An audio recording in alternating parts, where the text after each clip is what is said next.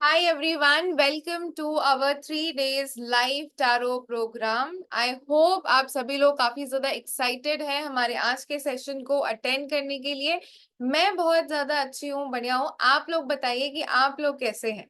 सबसे पहले तो मुझे बताइए कि आप लोग कहाँ कहाँ से कनेक्ट कर रहे हैं, कौन कौन से सिटी से कनेक्ट कर रहे हैं। बिकॉज सबसे पहले मैं वही जानना चाहती हूँ कि कहाँ कहाँ से लोग कनेक्ट हो रहे हैं आज।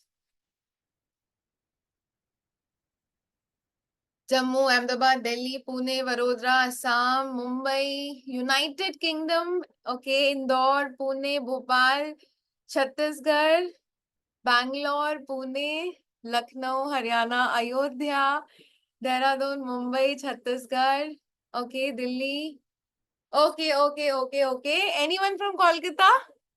Anyone? Okay okay, I am from a different city. Okay, let me introduce myself to you all. My name is Kirti and I am from Kolkata. Yes, very own Kolkata, West Bengal. So I'm from Kolkata. I'm a tarot card reader, a numerologist, Vastu consultant, and a Reiki grandmaster practicing in this occult science field for the past 5 years. And today we are here for our tarot foundation course. हम हिंदी में ही करवाएंगे, बीच बीच में थोड़ा थोड़ा English भी. So today we are here for tarot foundation course. मुझे बताइए, ये 3 दिन का टारो फाउंडेशन कोर्स है जहाँ पे हम बहुत सारी चीजें सीखेंगे. तो किन किन लोगों को पता है व्हाट इज टैरो, किन किन लोगों को पता है व्हाट इज टैरो, एंड किन लोगों को बिल्कुल आइडिया नहीं है what is tarot.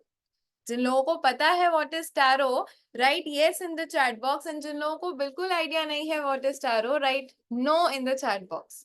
So let me have a clear picture. किन किन लोगों को पता है और किन किन लोगों को नहीं, then we'll continue. So there are many yeses and there are many no's also. No idea, not much. No ma'am. Okay, yes. अच्छा, जो लोग yes लिख रहे हैं वो 1 लाइन में आंसर करे that what is tarot. एक लाइन में मैं चाहती हूँ कि आप लोग मुझे आंसर करें that what is tarot. जिन लोगों को नहीं पता है उनके लिए तो मैं बताऊंगी, बट जिन लोगों को पता है मैं उनसे जानना चाहती हूँ that what is tarot. Okay, modality. It's a guidance tool, divination tool, past, present, future predictions, pack of 78 cards. Okay, okay. देखिए, टैरो के बारे में आप लोगों को नहीं पता हो सकता है, बट आई होप सभी लोगों को एस्ट्रोलॉजी के बारे में पता है, राइट? यहाँ पे सभी लोगों को एस्ट्रोलॉजी के बारे में पता है, यस और नो? एस्ट्रोलॉजी में आप लोग क्या क्या क्वेश्चंस पूछ सकते हैं और एस्ट्रोलॉजी में आप लोगों को क्या क्या चीजें पता चलती है, मुझे ये चीज बताइए. अरे एस्ट्रोलॉजी के बारे में तो सुना होगा ना, कुंडली मिलान, ग्रह नक्षत्र, एस्ट्रोलॉजी, शादी के पहले जो मिलाते हैं, ठीक है, सभी लोगों को पता है. एक एस्ट्रोलॉजर से हम लोग क्या क्या क्वेश्चंस जाके पूछते हैं. किसी भी एस्ट्रोलॉजर के पास चले जाओ तो वो आपको बता देता है कि पास्ट में आपके साथ ये चीजें हुई थी, फ्यूचर में ये चीजें होने की संभावना है. कभी कभी हम लोग कुंडली मिलान भी करवाने जाते हैं. कभी कभी अपने करियर के बारे में भी पूछने जाते हैं कि गुरुजी बता दीजिए कि मेरे करियर में क्या होने वाला है. अपने रिलेशनशिप के बारे में भी पूछने जाते हैं, वेल्थ के बारे में भी पूछने जाते हैं, हेल्थ के बारे में भी पूछने जाते हैं. Health, relationship, career, money, HRCM, सारी चीजों के बारे में हम लोग कहीं ना कहीं पूछने जाते हैं, राइट, एक एस्ट्रोलॉजर से. सिमिलरली टैरो भी हमें सारी की सारी चीजें बताता है. Whatever we go and ask an astrologer, जो भी चीजें हम एस्ट्रोलॉजर से पूछते हैं वो सारी की सारी चीजें हमें टैरो कार्ड्स भी बताते हैं. बट एस्ट्रोलॉजी को स्टडी करने में बहुत ज्यादा डीप टाइम लगता है. It may be more than.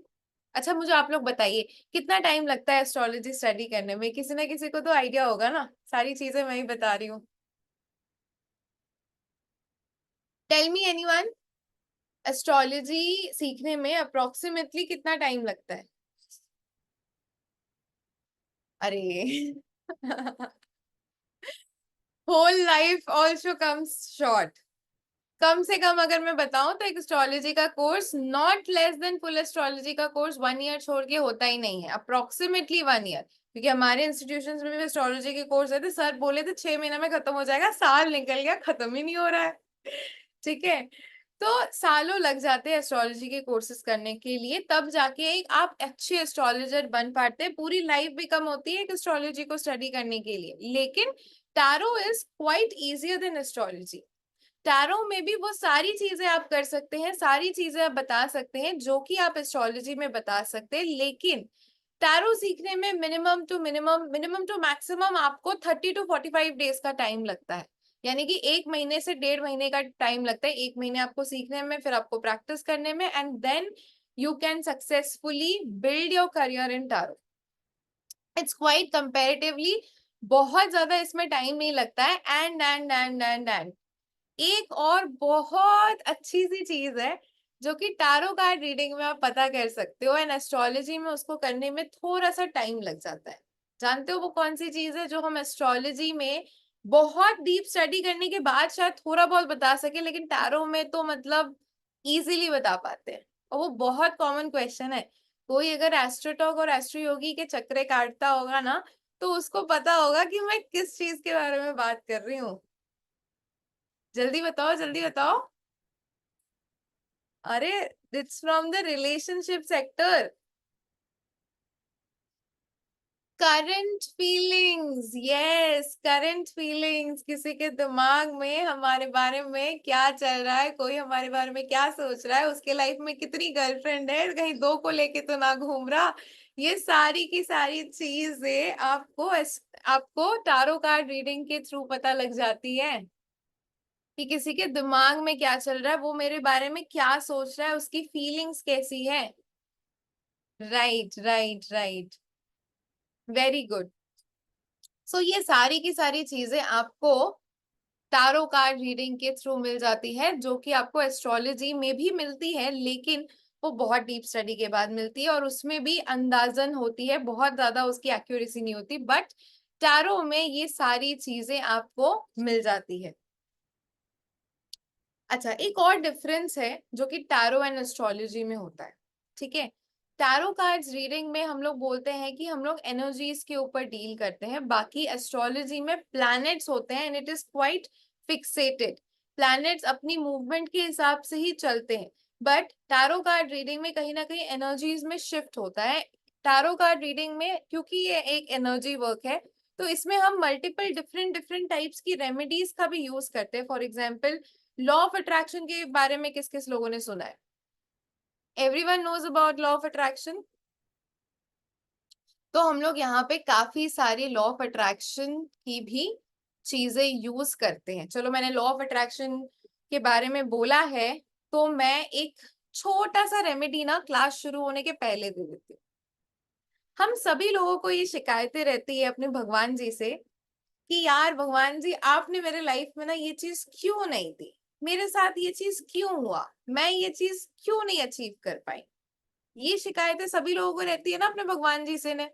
और ये भी शिकायतें रहती है कि मेरी कुंडली में ये दोष क्यों है, मेरी कुंडली में ये राहु ग्रह खराब क्यों है, मेरी कुंडली में ये शनि ग्रह जी खराब क्यों है, मेरी कुंडली में ही अभी ये शनि की 7.5 क्यों चल रही है, मेरी कुंडली में जुपिटर का ट्रांजिट अभी क्यों नहीं चल रहा, मेरी कुंडली इतनी पॉजिटिव क्यों नहीं है। ये भी रहती है। राइट, राइट और रॉन्ग? राइट और रॉन्ग बता दो, यस और नो। Okay, okay, right. तो कौन कौन लोग अपनी कुंडली सही करना चाहता है यहाँ पे? कौन कौन लोग अपनी कुंडली सही करना चाहता है यहाँ पे? सब लोग करना चाहते हैं। तो अभी मैं आपको बताऊंगी एक जादू की चीज। सभी लोग एक कॉपी और पेन ले आए। ठीक है, सभी लोग एक कॉपी और एक पेन ले आए। ब्लू कलर की पेन होनी चाहिए, कॉपी में आप रूल्ड, लाइन टाना, वाइट, कोई सा भी ले आओ आप चलेगा। ठीक है, और जब ले आए हो तो लिख दो yes with the copy and pen. I share an interesting remedy with you before we start. Okay, जल्दी से लेके आओ। और उसके बीच में चलो मैं एक सवाल पूछ लेती हूँ। Why do you want to learn tarot? ठीक है, ये क्वेश्चन मैं हमेशा पूछती हूँ। Why do you want to learn tarot before starting the session? Tarot पे भी आएंगे, but what is the main reason that you are in this webinar और you are attending this class? आज आप इस क्लास में हो, आपका रीजन होना बहुत ज्यादा जरूरी है, क्योंकि इस रेमेडी में भी हम वो रीजन इंक्लूड करेंगे। To build career, financial independence, self growth, okay, और करंट फीलिंग्स एंड रिलेशनशिप देखना है सबका, अपने घर वालों का मत देखना बवाल हो जाएगा। Facing so many issues, okay, because of interest in tarot card reading, to gain some knowledge, or लिखो लिखो, why are you here? This is the question that will strike your head. क्यों हो आप इस जगह पे? Why are you here? Body scanning to guide people to become a tarot card reader. Interest है ma'am? Okay, to heal myself, self growth, to help others, financial growth, to improve relationship. Okay, so various people have various reasons. Okay. अच्छा मुझे बताओ, how many of you want to help other people by learning tarot? खुद की help कौन करना चाहता है, दूसरों की हेल्प भी कौन करना चाहता है? अच्छा पहले बताओ, दूसरों की हेल्प कौन करना चाहता है? Who all wants to help others by learning tarot? Okay. And who all wants to help yourself by learning tarot? आई लिखना। जो खुद की भी मदद करना चाहते हैं वो आई लिखना। दूसरों की मदद के लिए तो लिख लिया, बट खुद की भी मदद करना चाहते हैं वो आई लिखना। एक चीज जानते हो, दूसरों की मदद करने से पहले हमें खुद की मदद करना बहुत ज्यादा इंपॉर्टेंट होता है। क्योंकि टैरो जब आप सीखते हो ना, टैरो के एक कार्ड जब आप सीखते हो ना, तो सबसे पहले आपकी लाइफ चेंज होती है, जैसे मेरी लाइफ चेंज हुई। ठीक है, मेरी जर्नी के पीछे मैं नहीं जाऊंगी कि मेरी जर्नी कैसे स्टार्ट हुई थी। अगर आप मेरे से जुड़ोगे कभी फ्यूचर क्लासेस में, तब जरूर मैं आपको मेरी जर्नी के बारे में बताऊंगी, बट आज की क्लास में बहुत ज्यादा उसको नहीं डिस्कस करेंगे। बट टैरो सबसे पहले आपको खुद चेंज करता है, फिर आप दूसरों को चेंज करते हो। तो who are ready to make a change in themselves? I guess everyone is ready to make a change in themselves. Yes. अच्छा, सो लेट्स स्टार्ट। अभी अब मुझे एक चीज बताइए, बहुत लोगों का देखा कि मैंने करियर के लिए भी आप टैरो करना चाहते हो, यानी कि आप खुद की भी मदद करना चाहते हो और साथ ही साथ दूसरों की भी मदद करना चाहते हो। फाइनेंशियली इंडिपेंडेंस भी काफी लोगों ने लिखा था। तो just right your current monthly earning. अगर आपकी जीरो है तो आप जीरो लिखो, मैं डायरेक्ट मैसेज कर दे रही हूँ सो दैट कोई और नहीं देखे। अगर आपकी जीरो है तो आप जीरो लिखो, अगर आपकी 10,000 है तो 10,000 लिखो, 20 है तो 20 लिखो, जितनी भी है। अच्छा, बहुत लोगों की जीरो है, बहुत लोगों की 12 है, बहुत लोगों की ओके। करेंटली अर्निंग नहीं है। What is your vision? अब मैं आपको चाहूंगी कि आप अपना पेन उठाओ और आप लिखो, what is your vision of your monthly earning? आप कितना अर्न करना चाहते हो? What is your vision? आपका विजन क्या है? What is your vision of your monthly earning?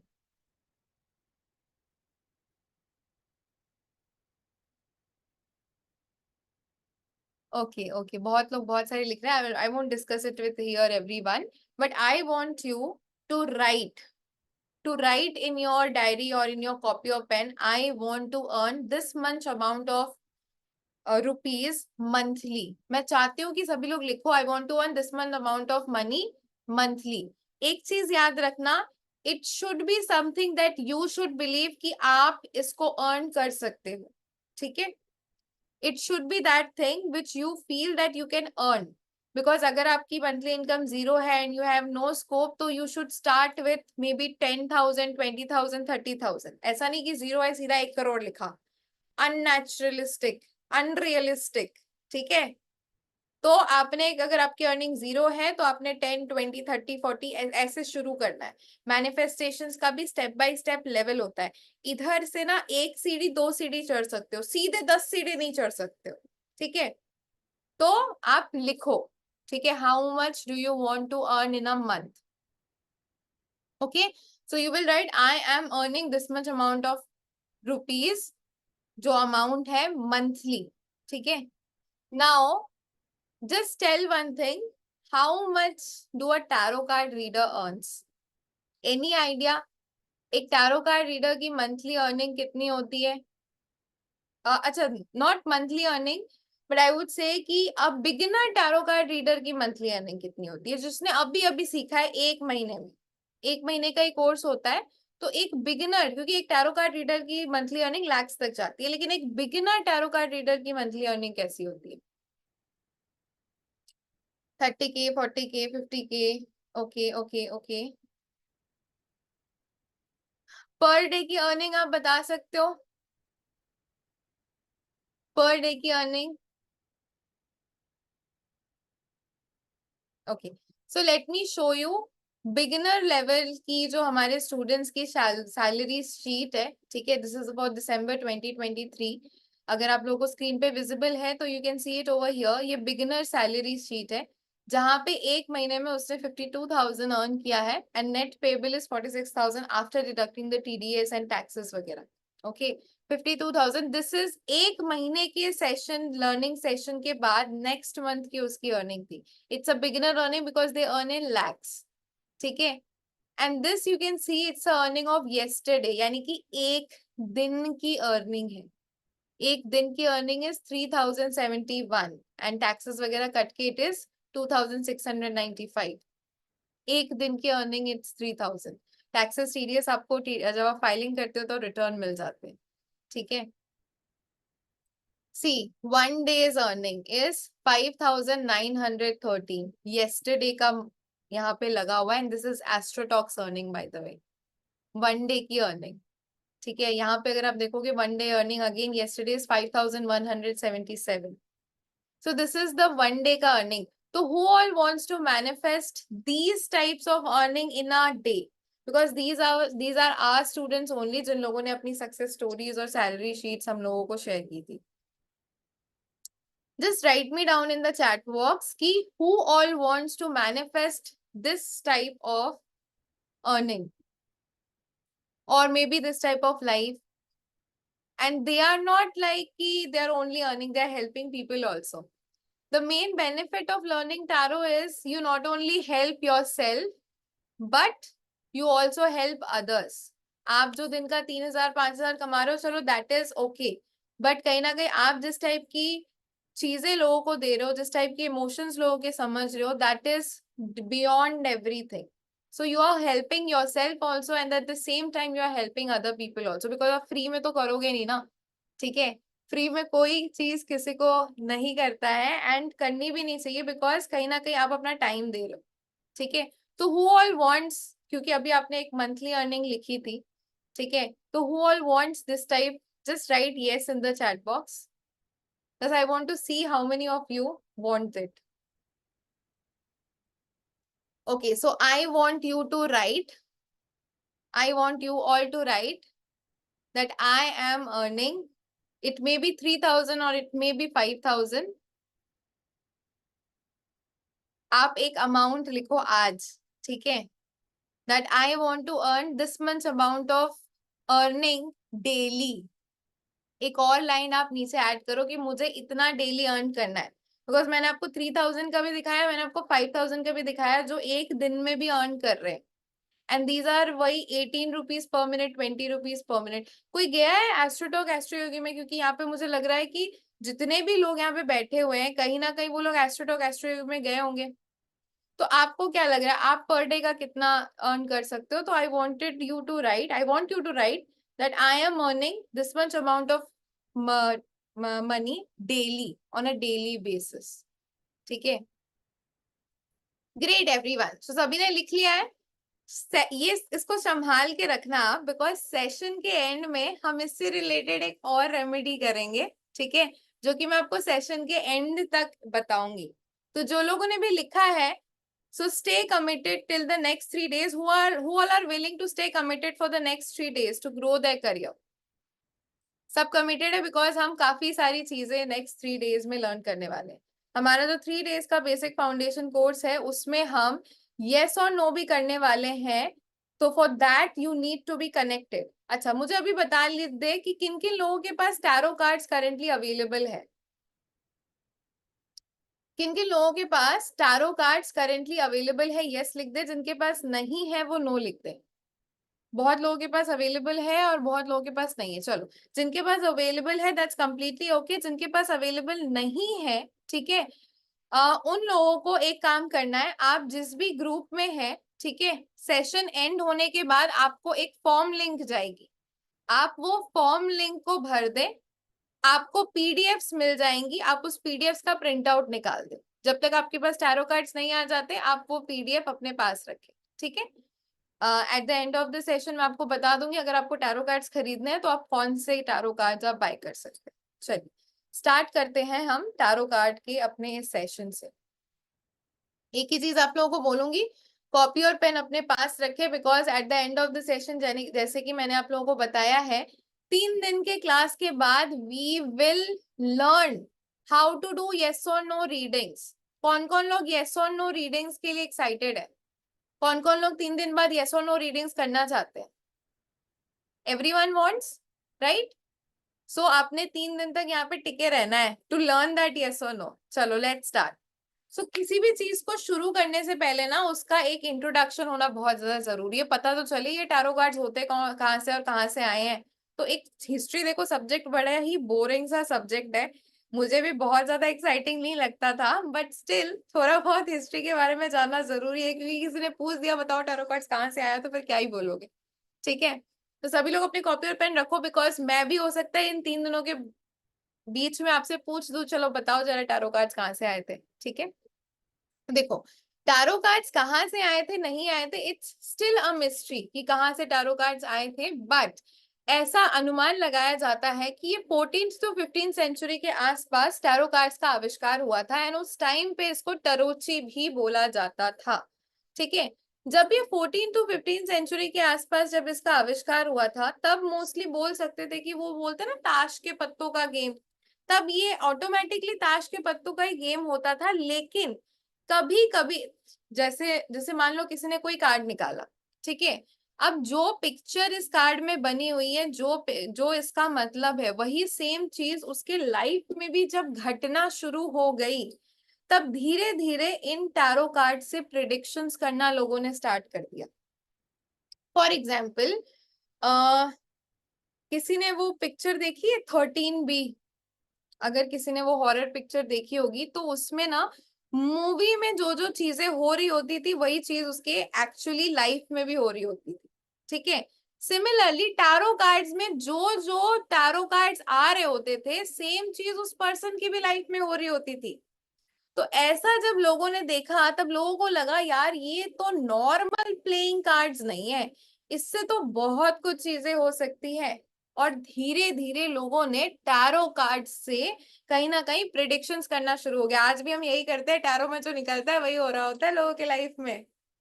Actually it is interesting ना, मैंने भी कुछ इसी वजह से ही टैरो कार्ड सीखा था, क्योंकि बहुत इंटरेस्टिंग था। धीरे धीरे अब देखो कार्ड्स में, अब जैसे 13B पिक्चर है, कभी अगर आपने देखी होगी तो आपको पता होगा, 13B पिक्चर में मूवी में जो हो रहा था वो उसके लाइफ में हो रहा था, और यहाँ पे कार्ड में जो निकल रहा है वो आपके लाइफ में हो रहा है, ठीक है। तो ये कहीं ना कहीं एक डर पैदा करने वाली भी बात थी, बिकॉज पुराने जमाने में ना लोग बहुत ज्यादा पढ़े लिखे नहीं होते थे, ठीक है। तो उसमें उनमें अंधविश्वास बहुत ज्यादा होता था, तो उनको लगा कि यार ये तो बड़ी डरावनी सी चीज है, कार्ड में जो निकल रहा है वही इंसान के लाइफ में भी हो रहा है, और जो कार्ड रीडिंग कर रहा है उसको और ज्यादा डरावना बना दिया कि अरे ये तो भूत है, ये तो विच है, ये तो जादूगरनी है, तो टोना टोटका करने वाली है। तो बहुत ज्यादा मिसकंसेप्शंस भी कहीं ना कहीं होने लगे, जिसके वजह से कहीं ना कहीं बोल सकते हो कि टैरो कार्ड रीडिंग के बारे में बहुत ज्यादा नेगेटिविटी फैलने लगी। ये सारी चीजें भी फैलने लगी कि जो जो लोग टैरो कार्ड्स करते हैं वो कहीं ना कहीं इविल होते हैं, अच्छे नहीं होते हैं। और ये सारी चीज फैलाने वाले लोग कौन थे? अच्छा मुझे बताइए, पुराने जमाने में लोगों का भविष्य कौन बताया करते थे? या फिर लोगों को कोई भी प्रॉब्लम होती थी तो वो कहाँ जाया करते थे, जरा मुझे ये चीज बताइए। यस, पंडित जी के पास जाया करते थे, ज्योतिष के पास, टेम्पल्स में जाया करते थे। तो टेम्पल्स, मंदिर, पंडित जी एंड जो ऊंचे ओहदे के लोग थे, वहीं से ही ये सारी चीज आना शुरू हुई कि ये सारी चीज अंधविश्वास है, यहाँ से कुछ नहीं होता, इविल है, इनके पास मत जाओ। ऐसे ही बहुत ज्यादा कहीं ना कहीं नेगेटिविटी फैलना शुरू हुई टैरो कार्ड्स के बारे में, ठीक है, धीरे धीरे। अच्छा, किसी ने टैरो की वो वाली एड्स देखी है, लंबे लंबे नाखून, एक बॉल, क्रिस्टल गेजिंग बॉल, उसके ऊपर से वो लंबे लंबे नाखून घुमा रही है, कुछ इस तरीके की भी टैरो की कहीं ना कहीं एड्स देखी होगी किसी ने किसी की, किसी ने। और हाँ, आजकल तो बहुत सारे मूवीज में भी टैरो कार्ड्स बहुत ज्यादा फेमस हो गया, लेकिन पुरानी इंग्लिश मूवीज में ये डरावने वाले टैरो कार्ड रीडिंग करने वाले लोग बड़े होते थे, ठीक है। तो इस तरीके से टैरो के बारे में बहुत ज्यादा मिसकंसेप्शंस, अभी बहुत ज्यादा ये मिसकंसेप्शंस क्लियर हो गए हैं, क्योंकि जब मैं पुराने टाइम में अपनी क्लासेस लेती थी ना, तो लोग आके पूछते थे, मैम रात को टैरो पढ़ा सकते हैं, रात को टैरो कर सकते हैं? उन्होंने बोला मैं रात को ही अपने सेशन ले रही हूँ, ठीक है, रात को अगर किसी ने इमरजेंसी होगी तो नहीं करोगे टैरो रीडिंग? तो सब कर सकते हैं। तो अभी बहुत ज्यादा मिसकंसेप्शंस क्लियर हो गए, अभी मुझे क्लासेस में ऐसे क्वेश्चंस हालांकि नहीं आते हैं, ठीक है। चलिए, तो ये सारी मिसकंसेप्शंस भी आने लगी जैसे जैसे टैरो पॉपुलर होने लगा, लेकिन मिसकंसेप्शंस जब आ रही थी तो उसको मिसकंसेप्शंस को दूर करने के लिए हमारे जैसे पढ़े लिखे लोग भी आए। तो 1909 में Rider Waite tarot card deck का आविष्कार होता है, जो कि पैमेला कोलमैन स्मिथ और आर्थर एडवर्ड वेट ने बनाया होता है इस डेक को। और वो इन सारी झूठी मिसकंसेप्शंस को खारिज करते हुए टैरो को बहुत अच्छे से प्रमोट करते हैं। तो आज जिस डेक के बारे में हम लोग पढ़ने वाले हैं वो करीब करीब 100 साल से भी ऊपर से इसका यूज किया गया है, and this is the Rider Waite tarot deck, RIDER, Rider WAIT, Waite tarot deck. अगर आप यहाँ देखोगे, this is the Rider Waite tarot deck, and it was made by Pamela Colman Smith and Arthur Edward Waite, जिसके बारे में आज हम पढ़ने वाले हैं, ठीक है। एंड इसी से ही सारी प्रिडिक्शंस होती है, बहुत सारी जादुई लेवल की प्रिडिक्शंस। चलिए, स्ट्रक्चर ऑफ टैरो के बारे में पढ़ते हैं। Structure of tarot as in कितने कार्ड्स होते हैं, तो जिन लोगों को पता है उन लोगों को तो पता है, पर जिनको नहीं पता है उनको मैं बता देती हूँ कि टैरो में कुल मिला के आपके 78 कार्ड्स होते हैं। अब इन 78 कार्ड्स को टोटल 2 भागों में बांटा गया है, that is major arcana and minor arcana. अब मुझे बताना मेजर का मतलब क्या होता है और माइनर का मतलब क्या होता है? Anyone who can tell me major का मतलब क्या होता है एंड माइनर का मतलब क्या होता है? मेजर का मतलब होता है बड़ी बड़ी चीजें, और माइनर का मतलब होता है छोटी छोटी चीजें, राइट? तो सिमिलरली टैरो में भी जो मेजर अरकाना है दैट मीन्स लाइफ के बड़े बड़ी चीजें, और जो माइनर अरकाना है दैट मीन्स लाइफ के छोटी छोटी चीजें, ठीक है। अब देखो, लाइफ की जो बड़ी बड़ी चीजें है ना, उसको बहुत हद तक चेंज नहीं किया जा सकता है, ठीक है। उसको चेंज करने के लिए मतलब आप देखो, जैसे तूफान आने वाला है, बहुत बड़े लेवल का तूफान आने वाला है। अब तूफान को हम रोक नहीं सकते, बट हम तूफान को झेलने के लिए प्रिकॉशनरी मेजर्स ले सकते हैं, राइट? सिमिलरली जो मेजर अरकाना के कार्ड्स होते हैं उसको हम चेंज नहीं कर सकते, लेकिन हम प्रिकॉशनरी मेजर्स ले सकते हैं।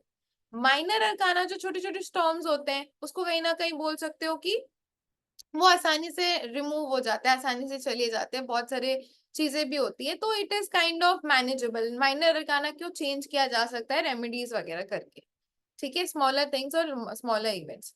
अरकाना जो शब्द है, जो मैंने इतने बार यूज किया, major arcana, minor arcana, arcana का मतलब होता है लाइफ के लेसन्स या फिर सीक्रेट्स, बिकॉज टैरो वो सारी चीजें बताता है जो बाकी लोग आपको नहीं बता पाते हैं। तो it's a life secret thing, ठीक है, तो लाइफ के सीक्रेट्स। अच्छा, आप मुझे बताओ टैरो में मैंने कितने कार्ड्स बोले, कितने कार्ड्स होते हैं बताना चैट बॉक्स में। 78, you right. 78, 78, not 76. 78 कार्ड्स को 2 भागों में बांटा गया है, major arcana and minor arcana. Major arcana में 22 कार्ड्स होते हैं, इसको अब अच्छे से लिख ले इसके डिवीजन को। मेजर अरकाना में 22 कार्ड्स होते हैं और माइनर अरकाना में 56 कार्ड्स होते हैं, ठीक है। मेजर अरकाना में 22, 22 plus 56 equals to 78 cards. Minor arcana को अगेन फिर 4 भागों में बांटा गया है। पेंटिकल्स, यहाँ पे स्पेलिंग गलत है, PENTACLES होगा, ठीक है। पेंटिकल्स, स्वॉर्ड्स, वॉन्ड्स और कप्स, इसके बारे में, माइनर अरकाना के बारे में हम इन डेप्थ कल पढ़ेंगे। आज हम सिर्फ मेजर अरकाना के बारे में फोकस करेंगे, ठीक है। मेजर अरकाना में 22 कार्ड्स होते हैं जिसकी स्टार्टिंग 0 से होती है। अब देखो 1 नंबर से स्टार्टिंग नहीं हो रही है, 0 से स्टार्टिंग हो रही है। 0 1 2 3 4 5 6 7 8 9 10 11 12 13 14 15 16 17 18 19 20 21। तो ये हो गए हमारे 22 कार्ड्स। क्योंकि लाइफ की शुरुआत ना हमेशा 0 से एक इंसान हीरो बनता है। चलो, so let's start our journey from becoming 0 to a hero. Okay, so let's start from the fool card. ठीक है, अभी देखो फूल, फूल का मतलब क्या होता है? सबसे पहले मुझे बताना, what is the meaning of fool? Fool का मतलब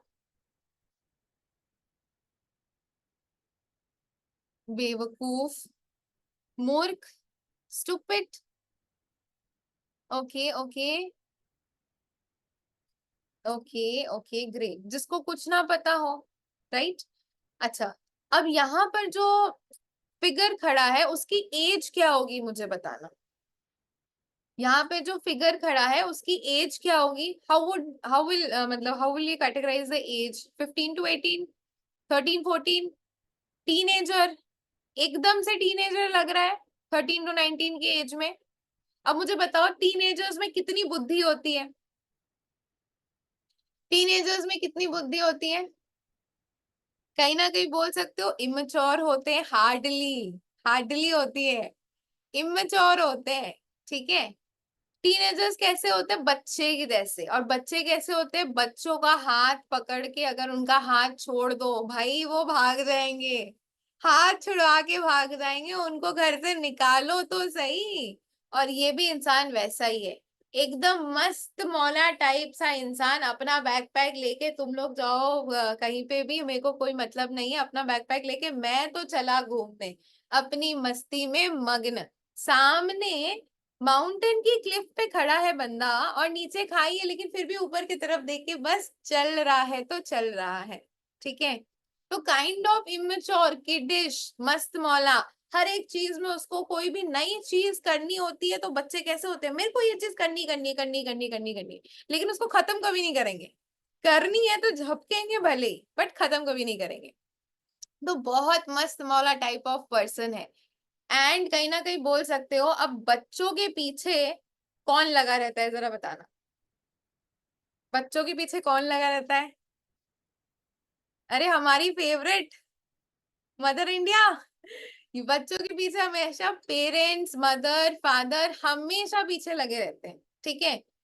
और मदर फादर पेरेंट्स, कभी कभी गर्लफ्रेंड्स भी कौन रहती है? हमारे फैमिली मेंबर्स, हमारे वेल विशर्स।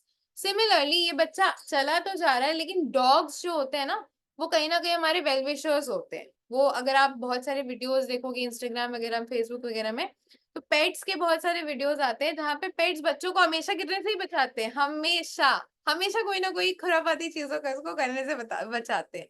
सिमिलरली ये जो पेट है ये भी इस पर्सन को कहीं ना कहीं रोकने की कोशिश कर रहा है। उसके पैरों के पास देखो, इसका पैर है कि रुक जाओ, आगे खाइए, रुक जाओ रुक जाओ रुक जाओ, थोड़ा सा आराम से। तो इस पर्सन का नेचर कैसा है? बहुत ही बच्चों जैसा, इमेच्योर, मस्त मौला, क्रिएटिविटी, हर चीज को करने में एकदम आतुर हो जाना, first first thing, first class. लेकिन कहीं ना कहीं बोल सकते हो कि उसको खत्म ना करना, क्योंकि बच्चों का ये नेचर होता है, नई नवेली चीज 4 दिन, फिर उसके बाद नई चीज चाहिए होती है उसको। कोई भी चीज में इंटरेस्ट जो होता है ना वो 4 दिन ही रहता है, फिर उसके बाद उसका इंटरेस्ट चला जाता है, ठीक है। And it is a yes card, ये कहीं ना कहीं it's a yes card.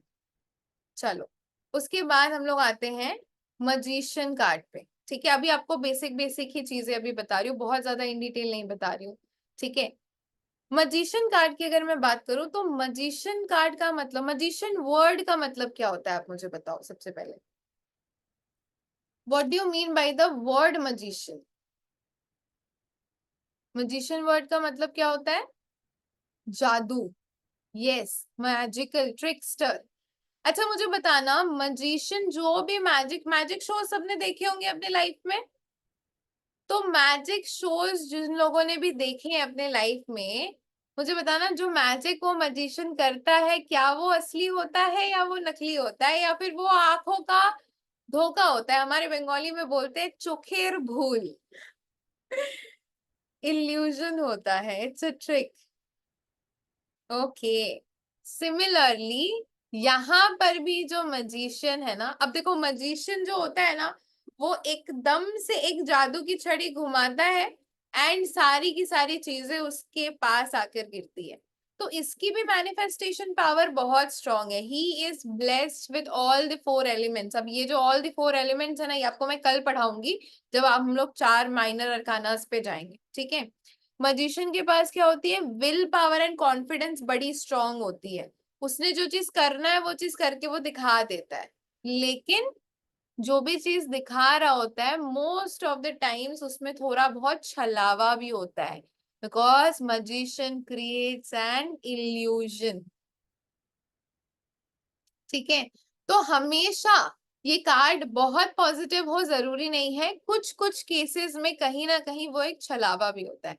For example, थोड़ा सा अगर मैं इस कार्ड के एडवांस्ड मीनिंग में चली जाऊं, तो ये जो मजिशियन कार्ड है, ये अगर कहीं ना कहीं आपके रिलेशनशिप सेक्टर में आ जाता है, ठीक है, तो कभी कभी कुछ ऐसी चीजें भी डिनोट कर सकता है कि अभी जो भी पर्सन बोल रहा है वो सही है, लेकिन बाद में जाके गलत। इसको मैं ना थोड़ा सा एक एग्जाम्पल से दर्शाती हूँ।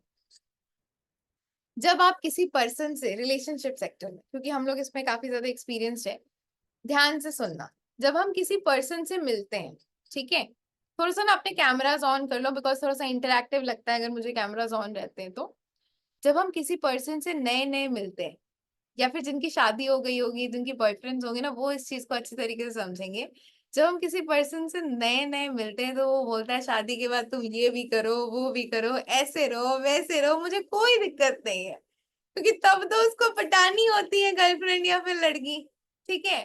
और एक बार शादी हो गई, फिर पता चलता है उसकी असली रंग, ठीक है, कि उसको ये भी चीज में प्रॉब्लम है, वो भी चीज में प्रॉब्लम है, ऐसे भी प्रॉब्लम है, वैसे भी प्रॉब्लम है।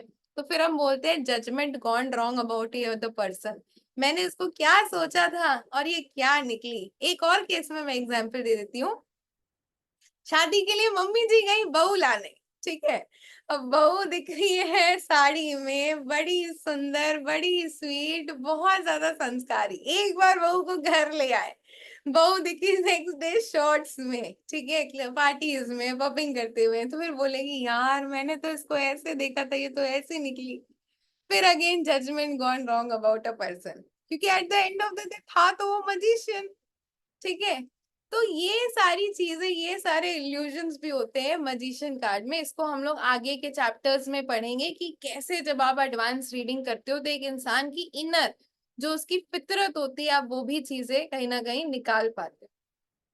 तो this is what tarot is, ठीक है। And yes, it's a yes card also. Tarot में ना मैं एक चीज बोलूंगी कि बहुत लोग बोलते हैं ना कि tarot is very simple. Yes, tarot is simple, अगर आप उसको इन डेप्थ सीखोगे और इन डेप्थ करोगे ना, tarot is magical. Tarot is not about कि नीचे ग्रीनरी है ऊपर ग्रास है तो इट्स ऑल पॉजिटिव कार्ड, ठीक है। Yes, it is a positive card but it has deeper meanings into it. Okay, so next is the high priestess. High priestess, अच्छा चलो छोटे छोटे से समझाती हूँ। हाई का मतलब क्या होता है? ऊंचा ओहदा। प्रीस्ट का मतलब क्या होता है? पुजारी। प्रीस्टेस का मतलब क्या होता है? पुजारिन, राइट। हाई प्रीस्टेस का मतलब क्या हो गया? ऊंचे ओहदे की पुजारिन, ठीक है। अब जो पूजा पाठ करने वाले होते हैं, जो पुजारिन होते हैं, अब देखो ना, अब ये क्रिश्चियन भी है, इसके मिडिल ऑफ द यहाँ पर ना एक क्रॉस भी बना हुआ है, और इसके हाथों में अगर आप देखोगे ना तो देयर इज समथिंग हाइडिंग, और इसमें तोरा लिखा गया है, TORA, ठीक है। टैरो कार्ड्स को ना लैटिन में तोरा भी बोलते हैं, ये चीज आप लोग याद रखें।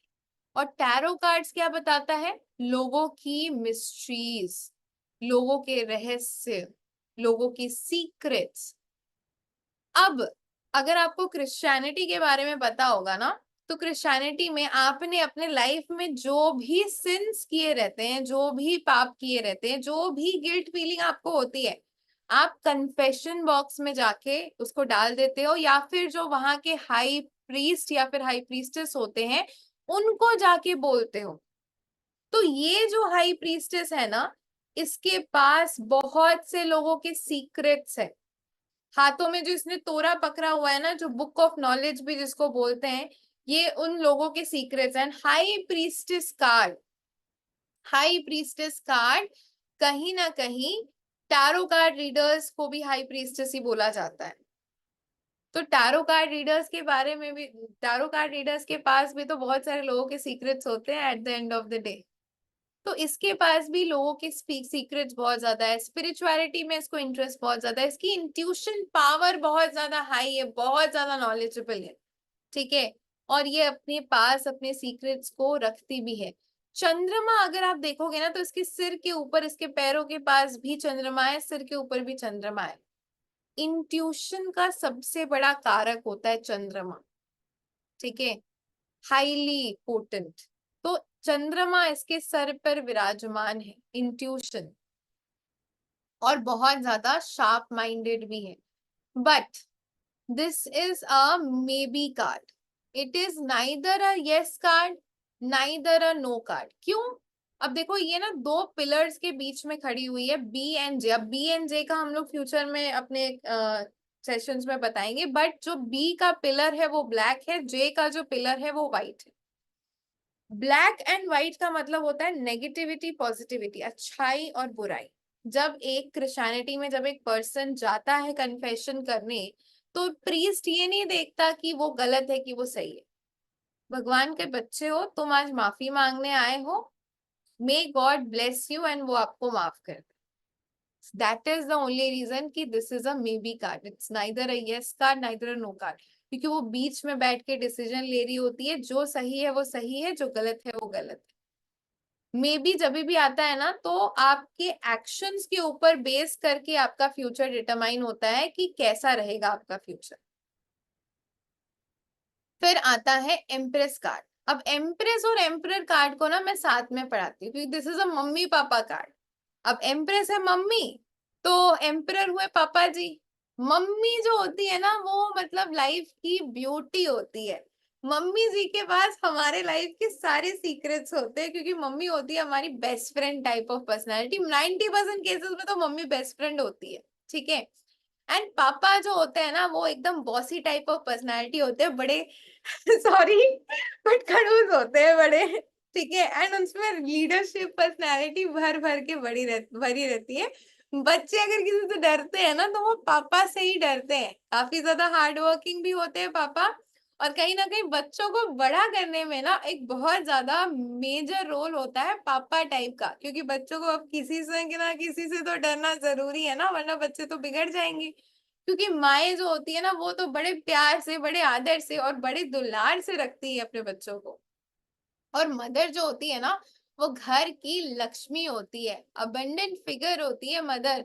वो बोलते हैं ना, हाथों में लक्ष्मी, पैरों में लक्ष्मी, 12 के 12 ग्रह जिसके पास हो। एंड प्रेगनेंसी का भी प्रतीक होती है, लव का भी प्रतीक होती है। यहाँ पर जो आप सिंबल देखोगे ना, this is a Venus symbol, जो कि लव, प्रेगनेंसी, अबंडेंस को कहीं ना कहीं शो करता है। ठीक है, तो ये सारी की सारी चीजें जो होती है ना, वो एक मम्मी में होती है। This is a mother figure. And पापा क्या होते हैं? हमारे dominant leadership type father figure personality, बहुत ज्यादा हार्ड वर्किंग, जो आपके घर को भी चलाते हैं। ठीक है, सो दोनों ही यस कार्ड है, बट दोनों में डिफरेंस क्या है? एक मम्मी है तो एक पापा टाइप पर्सनैलिटी है। ठीक है, अब मम्मी पापा तो आ गए। अब मम्मी पापा बच्चे की शादी कराने जाएंगे किसके पास? किसके पास जाते हैं मम्मी पापा बच्चे की शादी कराने? बच्चे की शादी कराने मम्मी पापा जाते हैं हाई प्रीस्ट, यानी कि बोल सकते हो कि हायरोपेंट के पास, यानी कि पंडित जी के पास। अब पंडित जी के पास पहुंचे मम्मी पापा, ठीक है, नीचे मम्मी पापा या फिर दो पर्सनालिटीज है।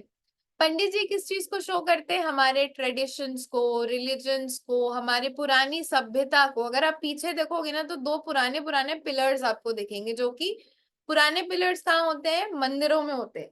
नीचे अगर आप देखोगे ना तो एक बॉक्स है और बॉक्स में 2 चाबियां लगी हुई जिसके ऊपर वो बैठे हुए हैं। बॉक्स जो होता है वो बेसिकली आपकी पुरानी चीजें, पुश्तैनी चीजों को डिनोट करता है।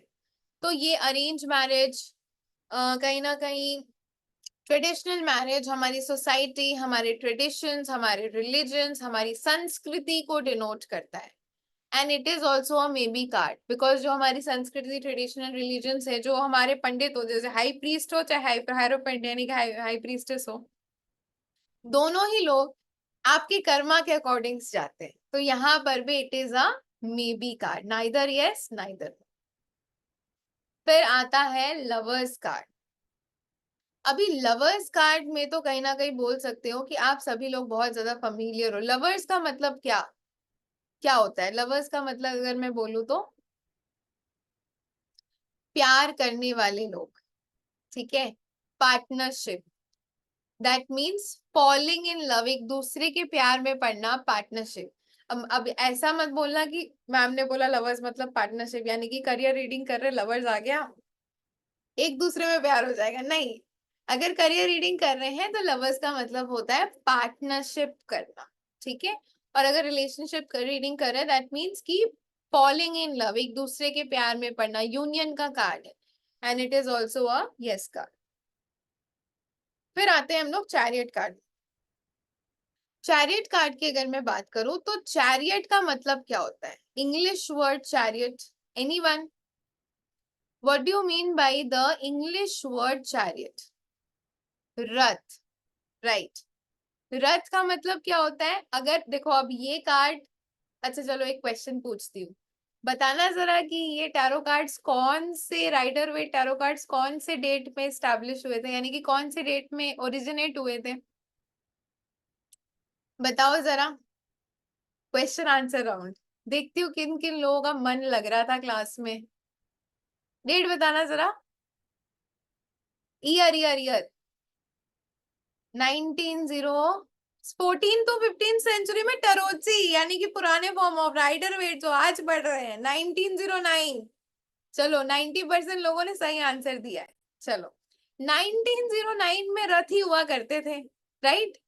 लेकिन आज के जमाने की अगर मैं बात करूं तो आज के जमाने में रथ की जगह पे हमको क्या मिलेगा? आज के जमाने में हमें रथ की जगह क्या मिलेगा? Car, vehicles, yes yes, modern transportation system.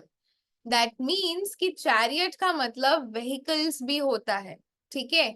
अब व्हीकल कहाँ जा रही है? आगे जा रही है, दैट मीन्स सक्सेस। बंदा कैसा दिख रहा है? बंदा बड़ा ही ज्यादा कॉन्फिडेंट दिख रहा है, ठीक है। लेकिन ये कार्ड जो है ना, मतलब सक्सेस, कॉन्फिडेंस, एक्शन टेकिंग को भी दिखाता है। लेकिन मुझे बताओ, क्या इसका घोड़ा गाड़ी आगे बढ़ेगा? यानी कि क्या इसका व्हीकल आगे बढ़ेगा? यस और नो?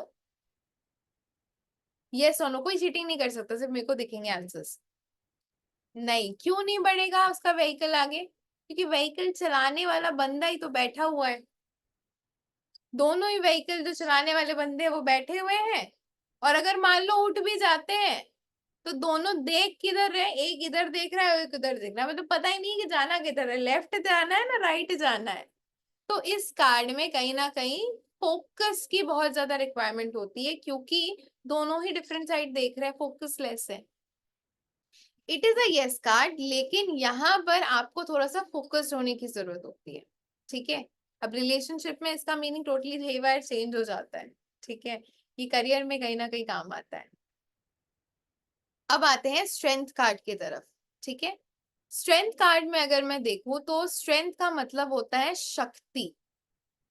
अच्छा, यहाँ पर मुझे बताओ, ये जो एनिमल है ये कौन सा एनिमल है? इज इट अ डॉग और is it a lion? Is it a dog और is it a lion? Tiger किसने बोला? ओके, लायन है। अच्छा मुझे बताना, लायन के मुंह में आप हाथ डाल सकते हो? एनीवन? लायन के मुंह में आप हाथ डाल सकते हो? नो। डॉग के मुंह में आप हाथ डाल के इस तरीके से प्यार कर सकते हो? यस और no? Yes. That means love can change anything. आपका विल पावर, आपकी करेज, आपका लव, आपका अफेक्शन, आपका व्यवहार किसी भी पर्सन को चेंज कर सकता है। यहाँ पर भी उसने अपने प्यार से, अपने अफेक्शन से, अपनी चीजों से लायन को काबू में किया हुआ है। That is the strength card. और एक वुमेन जो होती है ना, मतलब वो अपने स्ट्रेंथ की वजह से ही जानी जाती है। लव, प्यार, अफेक्शन एक वुमेन में भर भर के होता है, and that is why it's a yes card. Next we go to the hermit card. ठीक है, हर्मिट कार्ड में अगर आप देखोगे, बाय द वे एक और एक रेमेडी पे आते हैं। रेमेडी यहाँ पर ये आप देख रहे हो इन्फिनिटी सिंबल, ये जो 8 का सिंबल है ना, ये ऊपर जो आप देख रहे हो, दिस सिंबल बेसिकली, ठीक है, ये वाला, this is called the infinity symbol. ठीक है, इन्फिनिटी सिंबल जो होता है ना, इट शोज इनफाइनाइट अबंडेंस और infinite things in any case, बीट भी एनी, कोई भी केस क्यों ना हो, ये इनफाइनाइट चीजों को दिखाता है। तो किस किस को यहाँ पे रेमेडी चाहिए, यस लिख देना। तो इन्फिनिटी सिंबल से रिलेटेड एक रेमेडी मैं यहाँ पर शेयर करूंगी। चलो, अगर आपको लाइफ में किसी भी चीज में इन्फिनिटी चाहिए, यानी कि अबंडेंस चाहिए, अनगिनत चीजें चाहिए, ठीक है, लक चाहिए, तो आप अपनी इंटेंशन के साथ अपने हैंड पर इन्फिनिटी सिंबल बना सकते हो, स्पेशली अपने मिडिल फिंगर के पास। ठीक है, जैसे कि मैंने यहाँ पर इस तरीके से बनाया हुआ है। आप चाहो तो इसका टैटू भी करा सकते हो, but I don't recommend tattoos, because मेरे को लगता है क्यों अपने आप को इतना कष्ट पहुंचाऊं जब मैं डेली एक पेन से ड्रॉ कर सकती हूँ। तो ठीक है, लेफ्ट हैंड में भी कर सकते हो, राइट हैंड में भी कर सकते हो। आई एम अ राइटी, तो मैंने अपने राइट हैंड से ड्रॉ किया अपने लेफ्ट हैंड में। एंड यस, विथ इंटेंशन आपने ड्रॉ करना रहता है। कोई भी इंटेंशन आपका हो सकता है, any wish, any intention, anything about money, anything about your career, तो आप उसको इंटेंशन को मन में रखते हुए आप बना सकते हो। इफ अगर आपका कोई इंटेंशन नहीं है, तो आप नॉर्मली ये इंटेंशन दे सकते हो कि मेरे पास infinite amount of good luck आए। ठीक है, अगर आपने रिंग पहना हुआ है कोई दिक्कत नहीं है, आप यहाँ पर ड्रॉ कर सकते हो इस पर। ठीक है, यहाँ पर ड्रॉ कर सकते हो, ऊपर नीचे बहुत जगह होती है उंगली में, ऐसा नहीं है कि पूरे उंगली में ही रिंग पहना हुआ है अभी। ठीक है, चलो, let's focus on our class also. So that is why ये पर्सन के ना सिर पे ही इंफिनिटी सिंबल है। ठीक है, इसी वजह से ये पर्सन भी कुछ भी कर सकती है। वैसे मुझे बताना, इसके अलावा भी हमने एक और जगह इंफिनिटी पढ़ा, मतलब पढ़ा नहीं था, देखा था, याद है किसी को? किसी एक और कार्ड में भी इंफिनिटी था। Anyone remember? Yes, magician card. Magician card में भी इंफिनिटी सिंबल था। Correct correct correct. Then we come to the hermit card. चलो, अभी इतने टाइम तक ना हमने बड़े अच्छे अच्छे अच्छे अच्छे कार्ड्स पढ़े। ठीक है, अब कहीं ना कहीं हम लोग, अच्छा, we will take the questions at the end of the session. हाँ, अभी चैट बॉक्स में we are not taking any questions. Hermit card, यानी कि अभी तक हमने जो पढ़ा ना, वो कहीं ना कहीं बोल सकते हो कि बहुत पॉजिटिव वाइब्रेंट कार्ड्स हमने पढ़े, लेकिन अब हम लोग हर्मिट कार्ड में आ गए। अब ये दादू की पर्सनैलिटी थोड़ी सी ना लो लो लो लो दिख रही है। ठीक है, एक ना आपको यहाँ पे ट्रिक बता देती हूँ, येस और नो करने का ट्रिक।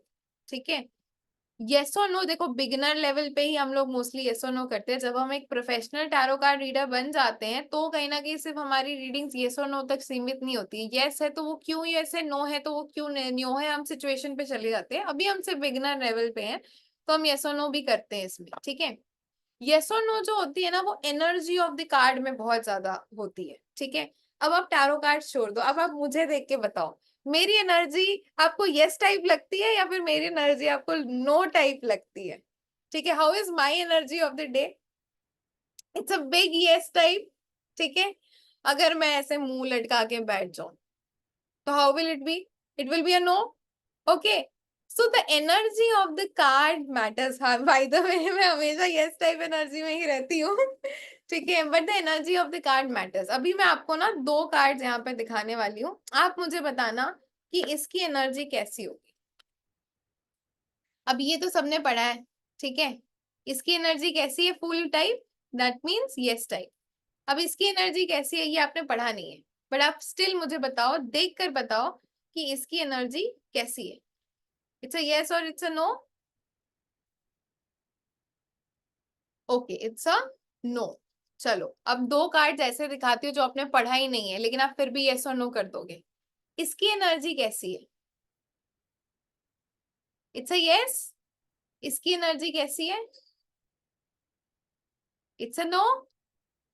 सो अब जो मैं कार्ड शेयर कर रही हूं, अब मुझे बताना, is this a yes card और अ नो कार्ड? एनर्जी पे देखिए, बताओ। It's a no card. अब देखो, अब ये ना दादाजी टाइप ऑफ पर्सनैलिटी आ गए, बड़े मायूस से दिख रहे हैं, बड़े परेशान से दिख रहे हैं। माउंटेन्स के ऊपर खड़े हुए हैं, वो स्नोई काइंड ऑफ माउंटेन्स है, रात का माहौल है और लालटेन लेके खड़े हुए हैं। ठीक है, ये कहीं ना कहीं दुखी आत्मा आप बोल सकते हो। ठीक है, I will say Devdas kind of a personality, जो प्यार में बहुत ज्यादा दुखी है, जो एकदम ना अकेला अकेला टाइप्स रहना चाहता है। ठीक है, लेकिन जो मच्योर होते हैं, जो ओल्ड एज में ना एक खासियत भी होती है कि वो फूल टाइप्स नहीं होते, वो मच्योर टाइप्स होते हैं। ठीक है, भले ही आज ये अलोन है, ओल्ड एज को दर्शा रहे हैं, लेकिन इनके अंदर नॉलेज कूट कूट के भरी हुई है। It's a card of experience, it's a card of knowledge. इसीलिए उनके हाथ में येलो कलर की लाठी है। Yellow is the colour of Jupiter. उनके जो हाथ में जो लालटेन है ना, उसमें से भी येलो बत्ती निकल रही है। That is the knowledge. गुरु का कलर है, जुपिटर का कलर है। ठीक है, तो वो कहीं ना कहीं लाइट ढूंढ रहे हैं। मैं इसको हमेशा बोलती हूँ लाइट ढूंढना, बिकॉज मुझे एक चीज बताओ, जरूरी नहीं है टैरो तो हम लोग लाइक, अगर हम देशकाल पात्र के हिसाब से देखें तो टैरो हम लोग हर एज ग्रुप के पीपल के लिए करते हैं।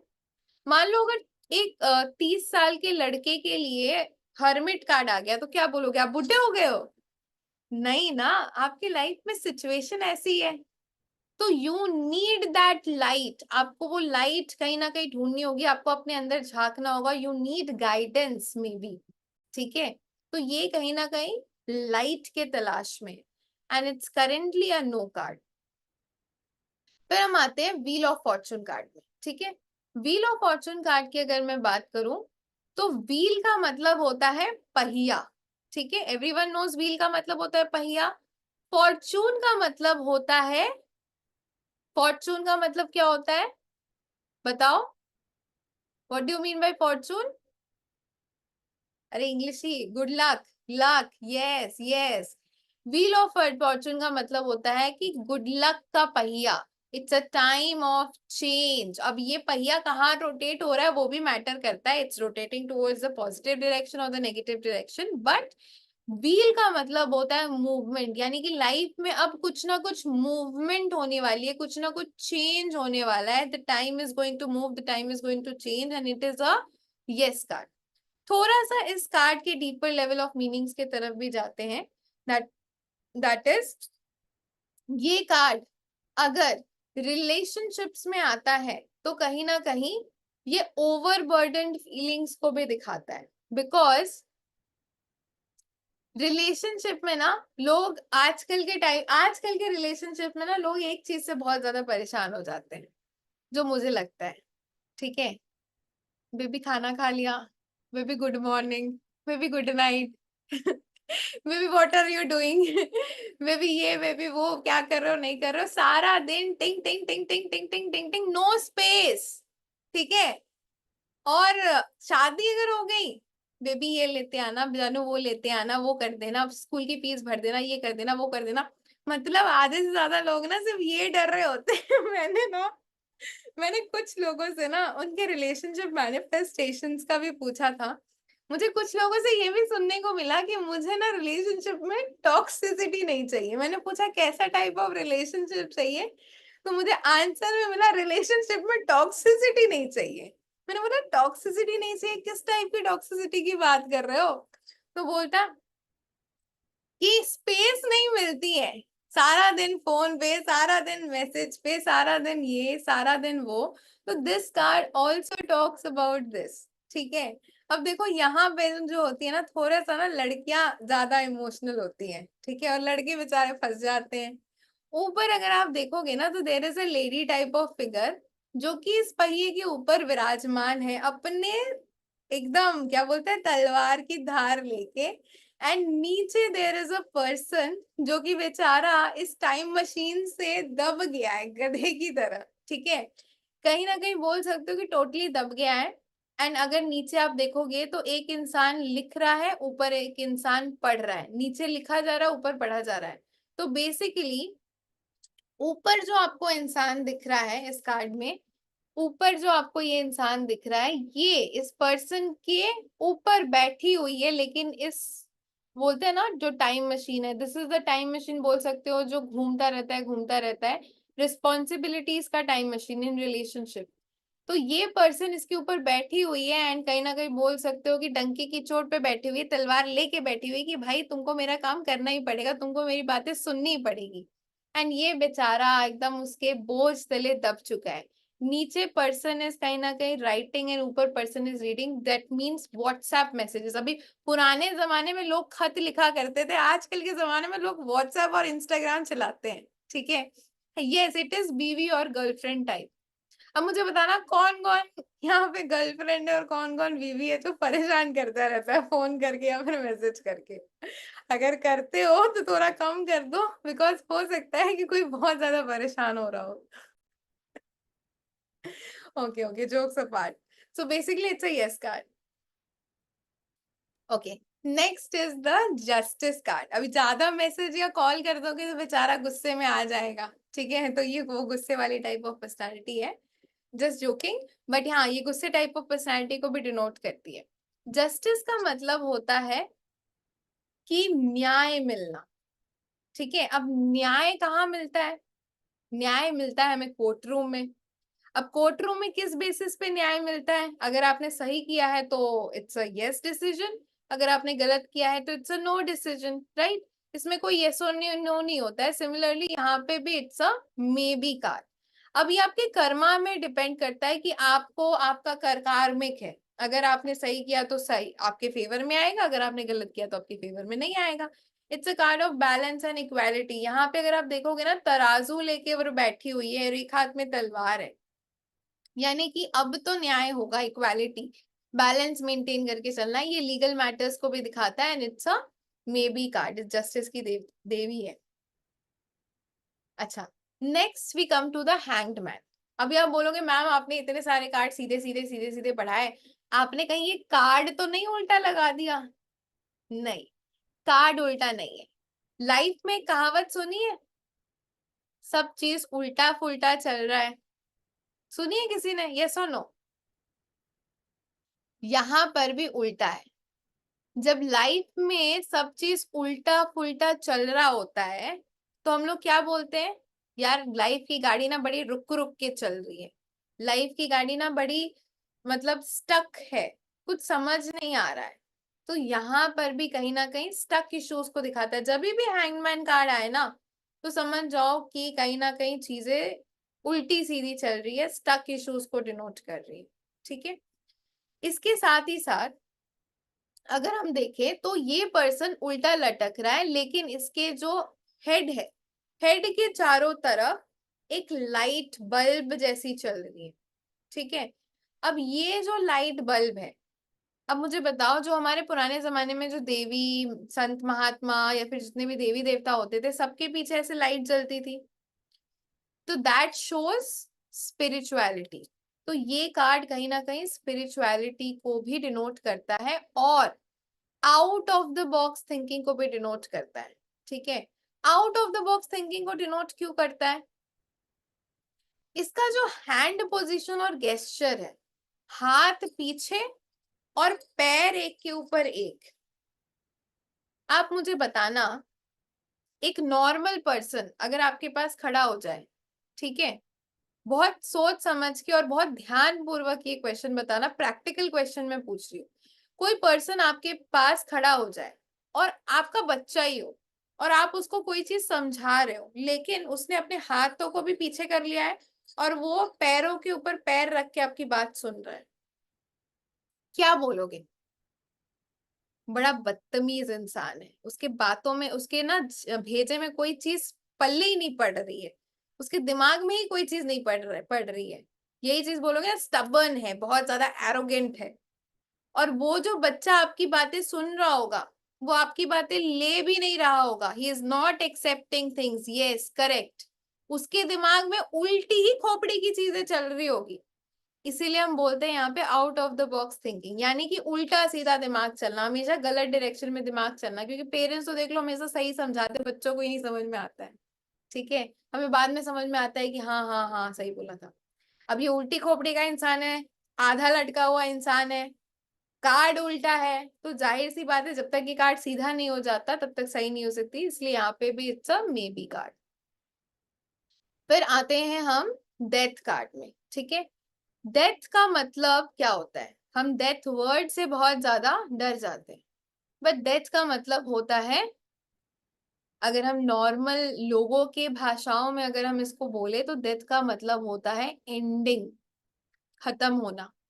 लाइफ की अगर मैं बात करूं तो कहीं ना कहीं बोल सकते हो कि एक पर्सन का चले जाना, लेकिन अगर मैं लाइफ की सार की बात करूं तो हमारा जो ये बॉडी है, जब हम बॉडी को छोड़ देते हैं, हमारे ग्रंथों में जो लिखा हुआ है कि जिस तरीके से शरीर कपड़े बदलती है, उसी तरीके से आत्मा आत्मा जो है वो शरीर बदलती है। बहुत सुंदर सी लाइन है। ठीक है, तो सिमिलरली हमारी बॉडी मरती है लेकिन हमारी आत्मा कभी नहीं मरती। तो हमारे लाइफ में जब ये डेथ कार्ड आता है तो कहीं ना कहीं एंडिंग्स होती है, बड़ी ट्रांसफॉर्मेशंस होती है, बड़े चेंजेस होते हैं, सिचुएशन की एंडिंग होती है, लेकिन वो सिचुएशन की एंडिंग जरूर हो रही है, लेकिन अगर यहाँ पर आप देखोगे तो देयर इज अ बिगिनिंग, यहाँ पे सनराइज हो रहा है, एक नया सवेरा भी होता है, लेकिन लेकिन लेकिन ये जो एंडिंग होती है ये एंडिंग भयानक होती है। It's a no card, complete no card. Ending भयानक क्यों होती है, अब इस कार्ड को अगर आप देखोगे तो इस कार्ड को ध्यान से देखो, घोड़े पे एक स्केलेटन टाइप ऑफ पर्सन सवार है, यहाँ पे एक राजा है भीख मांग रहा है, नीचे कोई पर्सन है आधी मतलब अधमरी पोजीशन पे है, एक बच्चा है जो अनाथ हो चुका है, नीचे एक पर्सन मरा पड़ा है। इट्स अ युद्ध टाइप ऑफ माहौल। जब युद्ध होता है, संग्राम होता है तो कैसा होता है, हाहाकार होता है, एक पार्टी जीतती है तो एक पार्टी हारती है। जब पुराने जमाने में तो युद्ध ही होता था दो दो दो पार्टीज के बीच में, अब दो पार्टीज के बीच में युद्ध हो रहा है, जाहिर सी बात है एक पार्टी हार जाएगी एक पार्टी जीत जाएगी। अब जब एक पार्टी हारती है और एक पार्टी जीतती भी है, दोनों साइड के लोग मरते हैं, कितना हाहाकार होता है, रुदालियां होती है, लोग रो रहे होते हैं, सब कुछ हो रहा होता है, लेकिन eight the end of the day जश्न भी हो रहा होता है क्योंकि एक पार्टी जीती है। नए राज्य की स्थापना भी हो रही होती है क्योंकि एक पार्टी जीती है। नेक्स्ट दिन एक पर्सन का क्राउन, वो जो बोलते हैं क्राउन सेरेमनी, वो भी हो रहा होता है क्योंकि एक पार्टी जीती है।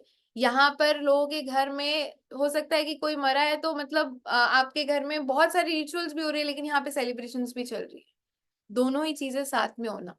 ठीक है, तो ये डेथ कार्ड वैसी चीज है, यानी कि लाइफ से एक चीज चली जाना और लाइफ में एक चीज फिर से आना भी, नए राज्य की स्थापना भी होना। इट्स अ टफ सिचुएशन जब भी डेथ कार्ड आती है, लेकिन उसके बाद जो न्यू बिगिनिंग होती है, जो नए राज्य की स्थापना होती है, वो भी काफी अच्छी होती है। टाइम लगता है, it's a major transformation card, but काफी अच्छी चीजें होती है। Then comes the temperance card. अब चलो थोड़ा सा शांत हो जाते हैं, अभी हमने इतना भारी कार्ड पढ़ा है। टेम्परेंस का मतलब अगर मैं बोलूं तो कहीं ना कहीं पेशेंस होता है। ठीक है, यहाँ पर भी जो पर्सन कर रहा है वो बड़ा ही पेशेंस का काम कर रहा है। अब देखो, उसके दोनों हाथ में कप है और वो कप में कुछ बैलेंस करने की कोशिश कर रहा है। एक पैर जमीन पे है, एक पैर पानी पे है, एक पैर जो जमीन पे भी है उसमें भी जो उसकी पैरों की टिप है वो ऐसी है, ऐसी। कितना ज्यादा बैलेंस और पेशेंस बनाने की कोशिश कर रहा है। अब मुझे बताना कि जिस पोजीशन पे वो खड़ा है क्या वो बैलेंस बना पाएगा, हाँ या ना। जिस भी पोजीशन पे वो खड़ा है क्या वो बैलेंस बना पाएगा। तो जो the major biggest thing is that कि उसको बैलेंस करके लाइफ में चलना है, लाइफ के हर एस्पेक्ट में उसको बैलेंस करके चलना है। ब्लेसिंग्स तो इसके पास बहुत है, एंजल की भी ब्लेसिंग्स है, पीछे सन भी चमक रहा है, यहाँ पे भी सन आ रहा है, ब्राइट है इसका ऑरा। लेकिन कहीं ना कहीं हर सेक्टर ऑफ लाइफ में एक बैलेंस मेंटेन करने की, चलने की जरूरत है। ठीक है, थोड़ा सा और advance meaning of the cards में अगर मैं चली जाऊं, तो मुझे एक चीज बताना, चलो थोड़ा सा फन एलिमेंट ऐड करते हैं, हम लोग एंड ऑफ द सेशन पहुंचने वाले हैं, एक फन एलिमेंट ऐड करते हैं। इस पर्सन को देख के आपको क्या लग रहा है, इज ही अ मेल और अ फीमेल? मेल है या फीमेल है? मैंने ओनली मी कर लिया, you can't see it. Is he a male और फीमेल? बहुत लोग लिख रहे हैं मेल, बहुत लोग लिख रहे हैं फीमेल। अरे भाई आप लोगों ने ना मेरे को भी कंफ्यूज कर दिया है। ओके, सो बेसिकली अच्छा, जो कपड़े इसने पहने हुए हैं वैसे कपड़े आपको कहाँ देखने को मिलते हैं, चलो मुझे बताओ, वैसे कपड़े आपको देखने को कहाँ मिलते हैं? हॉस्पिटल। अच्छा मुझे बताना, हॉस्पिटल में जो कपड़े होते हैं वो मेल और फीमेल्स के लिए अलग होते हैं, एक जैसे होते हैं? सेम सेम होते हैं? तो इट कुड बी, अगर सेम सेम होते हैं तो it could be a figure who is both male और फीमेल, और कहीं ना कहीं बोल सकते हो it could be a gay personality, it could be a lesbian personality. ठीक है, यस, बाइसेक्सुअल, बाइसेक्सुअल भी हो सकता है। तो ये इतनी इन डेप्थ भी होती है कार्ड, और क्योंकि ये हॉस्पिटल के कपड़े हैं तो ये हेल्थ इश्यूज को भी डिनोट करते हैं। ठीक है, तो ये सारी चीजें, इसमें और भी बहुत सारे एलिमेंट्स है, सारी चीजें हम पढ़ते हैं जब हम और एडवांस में जाते हैं। Bye the way it's a yes card. फिर हम आते हैं डेविल कार्ड के ऊपर। डेविल को देख के आपको ऐसा नहीं लग रहा कि कुछ इसी टाइप का हमने कार्ड थोड़े टाइम पहले पढ़ा था? ये देखो, देख के लग रहा है कि कुछ ऐसा ही मिलता जुलता कार्ड हमने थोड़े टाइम पहले पढ़ा था, लवर्स डेविल। अब देखो इन दोनों ही कार्ड्स में ना कुछ खास डिफरेंस नहीं है, दोनों ही प्यार को डिनोट करते हैं, लेकिन एक है प्यार वाला प्यार और दूसरा है लस्ट वाला प्यार, यानी कि शैतान वाला प्यार। ये है प्योर लव और ये है toxic love. Toxic love, lust, obsession, bondage, addiction, and that is why it's a no card. It's a pure feeling card and it's a कहीं ना कहीं लस्ट वाला फीलिंग कार्ड।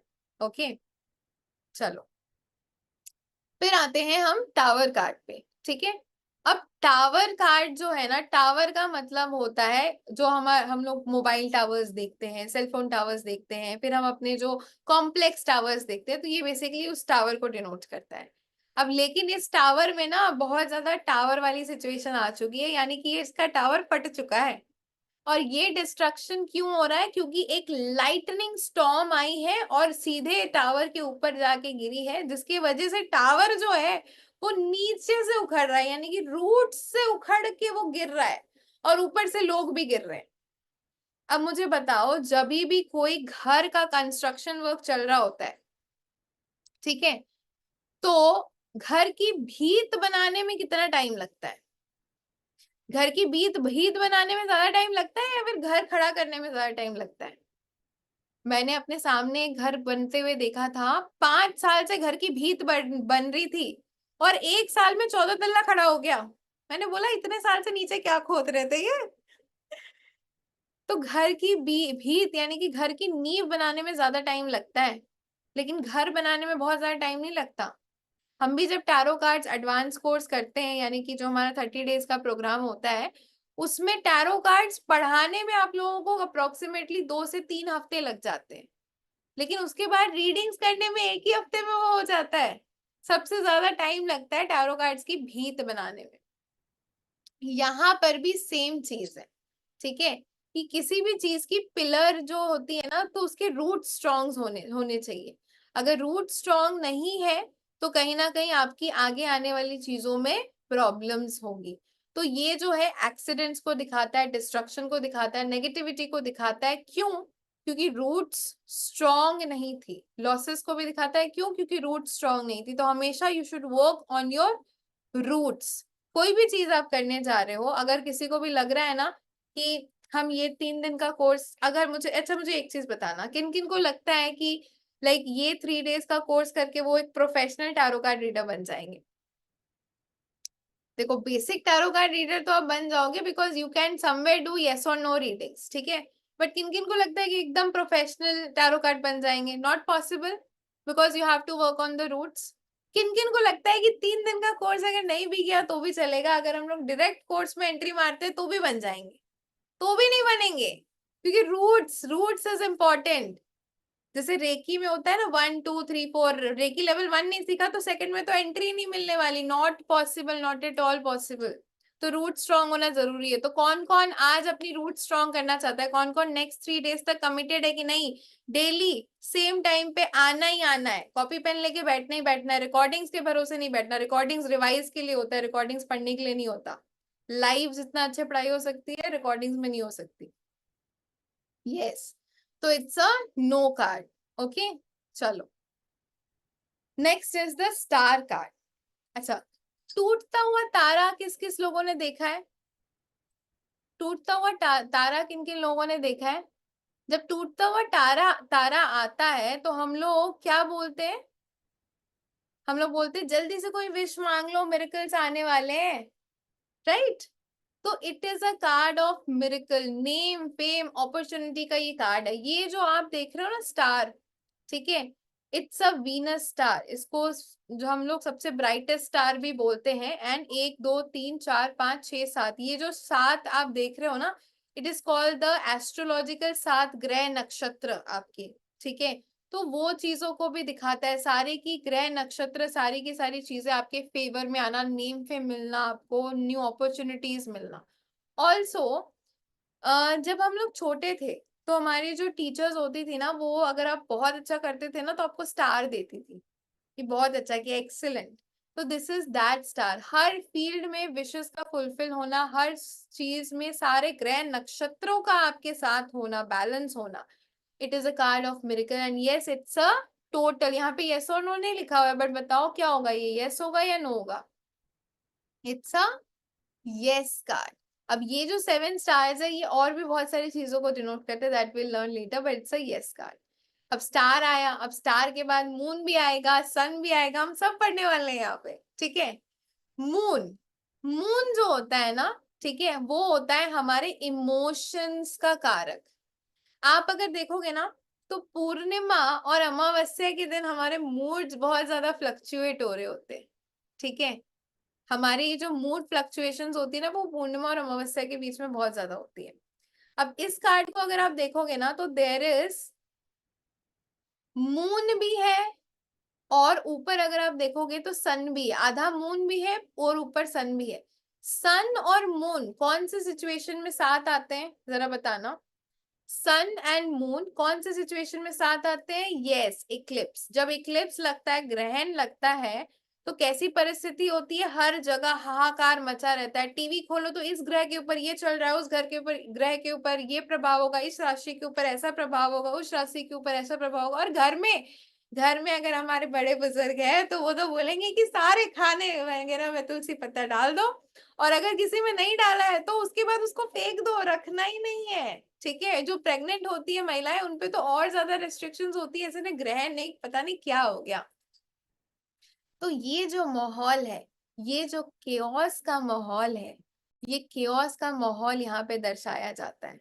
यहाँ पे अगर आप देखोगे तो इस पूरे पिक्चर में आपको ग्रहण के अंदर एक पर्सन दिखाई पड़ेगा जो काफी ज्यादा मायूस है, काफी ज्यादा डिप्रेस्ड है, काफी ज्यादा परेशान है, उसके मन में एक डर है, क्योंकि नीचे जो जो दो वुल्फ है, दो एनिमल्स है, वो कहीं ना कहीं एक गुर्रा रहा है, एक भौंक रहा है। यहाँ पर अगर आप देखोगे तो देर इज अ कौन सा जानवर है? स्कॉर्पियो। स्कॉर्पियो जो होते हैं ना, मतलब वो कहीं ना कहीं पीछे से आके डंक मारने का उनका नेचर होता है। तो पीछे से एक स्कॉर्पियो भी आ रहा है, तो कहीं ना कहीं वो डिसेप्शन को भी शो कर रहा है, कहीं ना कहीं वो धोखेधड़ी को भी शो कर रहा है। तो ये पूरा माहौल काफी ज्यादा ग्रहण टाइप का है, ठीक है, इनसिक्योरिटी का है, बहुत सारी चीजें चल रही है। And that is why it's a no card. फिर हम आते हैं सन कार्ड के ऊपर। अच्छा, सन कार्ड के ऊपर आए हैं तो अगर आप एस्ट्रोलॉजर्स के पास जाते हो और आपके करियर सेक्टर में कोई भी चीज चल रही होती है तो वो आपको एक ही रेमेडी देते हैं, दैट इज सूर्य को जल ढालो। because sun is the karak of success, growth in your career sector. It's a karak of your victory. ठीक है, तो सन जो होते हैं वो कहीं ना कहीं आपको विक्ट्री, ग्रोथ, सक्सेस, ये सारी चीजों को डिनोट करते हैं. ठीक है, लेकिन सन में एक और नेचर होता है कि सन के अंदर ईगो भी होता है, तो ये कहीं ना कहीं एक इगोइस्टिक पर्सनालिटी को भी डिनोट करता है. ठीक है, इसके साथ ही साथ ये ट्रैवल को भी डिनोट करता है. क्यों? अब देखो यहाँ पे घोड़ा है. पुराने जमाने में घोड़ा होता था. अब घोड़े का रिप्लेसमेंट क्या है जरा बताना. घोड़े का रिप्लेसमेंट है बाइक. ठीक है, तो इसको ये कहीं ना कहीं ट्रैवलिंग, क्योंकि यहाँ पे जो बच्चा है वो घोड़े के ऊपर बैठा हुआ है, तो ये ट्रैवलिंग को भी दिखाता है. इसके साथ ही साथ बच्चा जो है ना वो हाथ ऐसे खोल के बैठा हुआ है, पैर भी ऐसे खोल के. बाइक में अगर ऐसे बैठ जाओगे भाई तो आप गिरने वाले हो. सक्सेस है, सब कुछ है, ग्रोथ है, लेकिन ईगो में नहीं आना है. आपने चीजों को संभाल के, घोड़े की लगाम को संभाल के बैठना है, क्योंकि कहीं ना कहीं आपने ध्यान से हर चीज को रख के चलना है. ऐसा नहीं कि आप बिल्कुल केयर फ्री हो गए. ठीक है, क्योंकि है तो eight the end of the day बच्चा ही ना. It's a yes card. फिर हम आते हैं जजमेंट कार्ड के ऊपर. ठीक है, जजमेंट इज, कहीं ना कहीं बोल सकते हो, इसमें बहुत सारी मीनिंग्स होती है. इसमें बहुत ज्यादा मेजर मीनिंग्स में मैं नहीं जा रही हूँ क्योंकि it's a basic session. Judgement कहीं ना कहीं बोल सकते हो कि जैसे कि हमारा जस्टिस कार्ड था, न्याय का कार्ड है. ठीक है, जस्टिस कार्ड में क्या होता है कि आपने सही किया तो आपके फेवर में होगा, आपने गलत किया तो आपके फेवर में नहीं होगा डिसीजन, लेकिन जजमेंट में एक आखिरी मौका मिलता है. This is the judgement card. इस आखिरी मौके में अगर आप देखोगे ना तो it's a card of final calling, forgiveness. नीचे अगर आप देखोगे तो बहुत सारे कब्र है, बॉक्सेस है. अब वो बॉक्सेस कहाँ पर है? वो बॉक्सेस पानी के ऊपर तैर रहे हैं. ये देखो, पानी के ऊपर बॉक्सेस तैर रहे हैं. कब्र के अंदर लोग हैं और लोग ना बोल रहे हैं मेरे को बचा लो, मेरे को बचा लो, मेरे को बचा लो. ऊपर एंजल देवता आए हुए हैं. एंजल देवता ट्रम्पेट लेके आए हुए हैं. एंजल देवता फाइनल कॉलिंग दे रहे हैं ट्रम्पेट लेके कि अब सुधर जाओ, अब अपनी गलती की माफी मांग लो. अगर आप अब नहीं सुधरोगे तो ये फाइनल कॉलिंग आपको नहीं मिलेगी. फॉर एग्जाम्पल, एक एग्जाम्पल, लाइफ एग्जाम्पल से आपको समझाती हूँ. आप जब रोड क्रॉस कर रहे होते हो, ठीक है, तो अगर ग्रीन ग्रीन सिग्नल में आप रोड क्रॉस करते हो, जो ट्रैफिक पुलिस इंस्पेक्टर होता है वो ट्रैफिक पुलिस सीटी बजाता है कि वहीं पे रुक जाओ, एक्सीडेंट हो सकता है. लेकिन अगर आप फिर भी रोड क्रॉस करते हो और कोई ट्रक आके आपको उड़ा दे जाता है, तो गलती किसकी? आपकी. आधी पैर कब्र में होना इस टाइप की सिचुएशन को बताते हैं. यानी कि ऑलरेडी आधी पैर कब्र में है. अब अगर तुमने अपनी कर्मों को नहीं सुधारा, अब अगर तुमने वो फॉरगिवनेस नहीं किया, अगर अब तुमने माफी नहीं मांगी, तो कहीं ना कहीं पूरी चली जाएगी. It's a high time you should make a decision. बहुत और भी मीनिंग्स है. अब यहाँ पे ना हेल्थ का भी आता है. ये जो प्लस सिंबल देख रहे हो, ये हमारा पुराना हेल्थ का सिंबल हुआ करता था. पुराने जमाने में we use to use this symbol, ambulance का सिंबल. तो ये हेल्थ को भी डिनोट करता है, जैसे सीवियर हेल्थ इश्यूज. और भी बहुत सारी चीजें हैं, but it's a maybe card. ठीक है, the last card for today, the world card. World card में कहीं ना कहीं हमारे 21 नंबर का कार्ड है. 0 से हमने स्टार्ट किया था, तो 21 प्लस 0 कर दो, 22 कार्ड्स हो जाते हैं. हमारे मेजर अरकाना कंप्लीट हो चुके हैं. वर्ल्ड कार्ड में अगर आप देखोगे तो वर्ल्ड का मतलब होता है बाहर, अब्रॉड ट्रैवल करना, पूरी दुनिया घूमना. तो ये जो एक 22 कार्ड्स का जो साइकिल था ना वो कंप्लीट हो चुका है. ये जो लेडी आपको दिखेगी ना, ये एक घेरे में आपको दिखेगी कहीं ना कहीं. ठीक है, इसके आजू बाजू अगर आप देखोगे तो ये लड़की ना पूरी दुनिया घूमना चाहती है, लेकिन ये कहीं ना कहीं करेंटली एक सर्कल में है, प्रोटेक्टेड. एंड आजू बाजू अगर आप देखोगे तो देर आर मेनी पर्सन्स. शेर आपको दिखेगा. बेसिकली ये 4 आपके जोडिएक साइंस है, हम लोग फ्यूचर में पढ़ेंगे. तो ये बेसिकली आपके 4 जोडिएक साइंस है. तो ये सारे लोग ना मतलब उसको घेर के खड़े हुए हैं दबोचने के लिए. And the person is protected in a circle.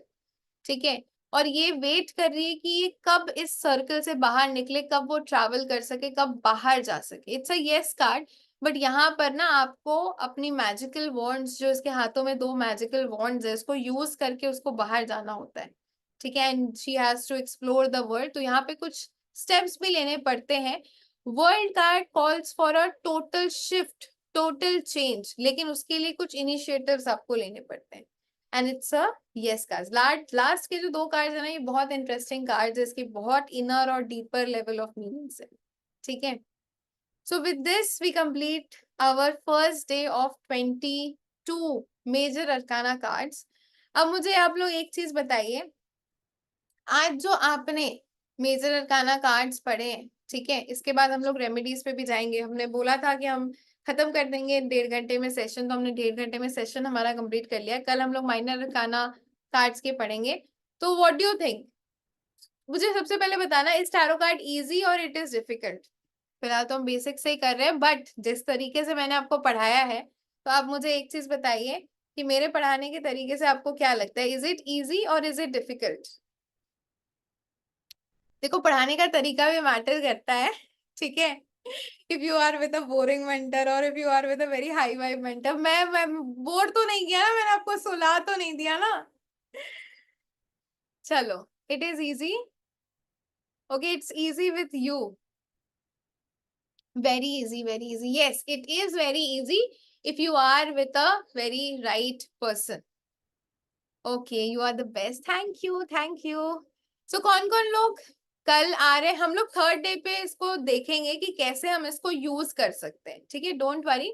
Third day तक हम लोग देखेंगे कि कैसे हम यस और नो रीडिंग्स निकाल सकते हैं, कैसे हम इसको बेसिक लेवल पे यूज कर सकते हैं, सब कुछ सीखेंगे। कौन कौन लोग कल आ रहे हैं, कमिटमेंट दे रहे हैं कि कल भी आ रहे हैं? चलो, मी। अच्छा, हु ऑल थिंग्स, अच्छा, कौन कौन लोगों को लगता है कि वो भी मेरे साथ आने के बाद, किन किन लोगों को लगता है कि वो भी टैरो कार्ड रीडिंग कर सकते हैं? मी everyone can become a professional tarot card reader. बहुत, क्योंकि इस सेशन के पहले ना मेरे से बहुत लोगों ने बोला था क्या हम ये कर पाएंगे, मेरे को तो कुछ आता ही नहीं है। कुछ कुछ लोगों ने तो ये भी बोला था उनको आइडिया ही नहीं है टैरो कार्ड के बारे में। अब जिनको नहीं आइडिया है टैरो कार्ड के बारे में, उनको भी आइडिया लग गया है। And I can guarantee you this thing, if you continue with me for the next 3 days, अगर आप मेरे साथ नेक्स्ट 3 days तक चलोगे ना, आपको बेसिक टैरो में येस और नो टैरो कार्ड्स तो मैं निकालना सिखा ही दूंगी, आप बेसिक तो निकाल ही लोगे अगर आप नेक्स्ट 3 days तक कंटिन्यू करो। And I know you all will continue, and I know this thing. चलो, let's move to the remedy section. मुझे बताओ किन किन लोगों को किस किस चीज की रेमेडी चाहिए। We will share 3 remedies today. पहली तो मैं पहली वाली रेमेडी कंप्लीट करती हूँ जो मैंने स्टार्टिंग ऑफ द क्लास में लिखाई थी। जो आपने विश लिखी है ना, it's a wish manifestation remedy, ठीक है, जो कि हम मनी सेक्टर के लिए बहुत ज्यादा यूज करते हैं। आप लोग लिख लो, उसके साथ साथ मैं आपको बता देती हूँ, जो आपको स्टार्टिंग ऑफ द सेशन मैंने जो आपको रेमेडी बताई थी, वो विश मैनिफेस्टेशन रेमेडी है, जो कि हम लोग अपने मनी सेक्टर, अपने करियर सेक्टर के लिए बहुत ज्यादा यूज करते हैं, रिलेशनशिप सेक्टर के लिए भी यूज करते हैं, ठीक है। उसमें आपको करना कुछ नहीं है, आपने सीड प्लांटेशन करनी है। सीड प्लांटेशन के बारे में किन किन लोगों ने सुना है? यानी कि आपने एक मिट्टी का कोई भी आपने टब लेना है, उसमें थोड़ा सा आपने मिट्टी रखना है, और आपने किसी भी चीज का सीड्स ले लेना है, ठीक है। सीड्स, कोरिएंडर सीड्स बहुत अच्छी तरीके से बहुत इजीली ग्रो होती है। एप्पल सीड्स बहुत अच्छी तरीके से ग्रो होती है। मेज यानी कि भुट्टे दाने के सीड्स बहुत अच्छी तरीके से ग्रो होती है। तुलसी के सीड्स बहुत अच्छी तरीके से ग्रो होती है। मैंने सीड प्लांटेशन में करी पत्ते के सीड्स भी लगाए हुए हैं। तो किसी भी जो भी सीड्स आप लगाना चाहते हो, आप Amazon पे देख सकते हो, बहुत सारे सीड्स आपको मिलते हैं, ठीक है। घर पे अगर आप कहीं इन्वेस्ट नहीं करना चाहते हो, जो आपके धनिया होता है, धनिया बहुत अच्छी तरीके से उग जाता है, या फिर आप यूट्यूब में लिखोगे how to do seed plantation. आपने कुछ नहीं लेना है, मिट्टी लेना है, थोड़ा सा एक छोटा सा टब ले लेना है, एंड उसपे ना सीड्स को डालना है, एंड डेली उसमें थोड़ा थोड़ा सा आपने वाटर डालना है। एंड जो भी आपने विश है उसको आपने प्रेजेंट टेंस में लिखना है, और उस विश को फोल्ड करके उस पौधे के अंदर डाल देना है। जैसे जैसे आपका वो पौधा बड़ा होते जाएगा, प्लांटेशन में पानी आपने ही डालना है, और जब भी आप पानी डालोगे ना, उस विश को आप याद कर लेना, ठीक है। जैसे जैसे आपका जो पौधा है वो बड़ा होते जाएगा, वैसे वैसे आपकी जो विश है वो पूरी होती जाएगी, एंड आपके विश में ग्रोथ होती जाएगी। This is a self tried and tested remedy. मैं काफी टाइम से इसको कर रही हूँ, और बहुत अच्छी ग्रोथ मेरे को मिली ही। Yes, you can take seeds from nursery, you can take seeds from your home. घर में ही होते हैं. टमाटर के बीज ले लो, धनिया पत्ते के बीज ले लो. मैंने तो मतलब बाहर से ही मैं तोड़ के करी पत्ते के भी बीज ले आई थी. देन तुलसी पत्ते की बीज ले लो. नर्सरी में बीज अवेलेबल होती है, अमेजोन पे सीड्स अवेलेबल होती है. Seed plantation best. ठीक है. 2-3 विशेस के लिए अलग अलग पॉट्स लेना. ठीक है. अगर आपके 2 से 3 विशेस है, अलग अलग पॉट्स लेना.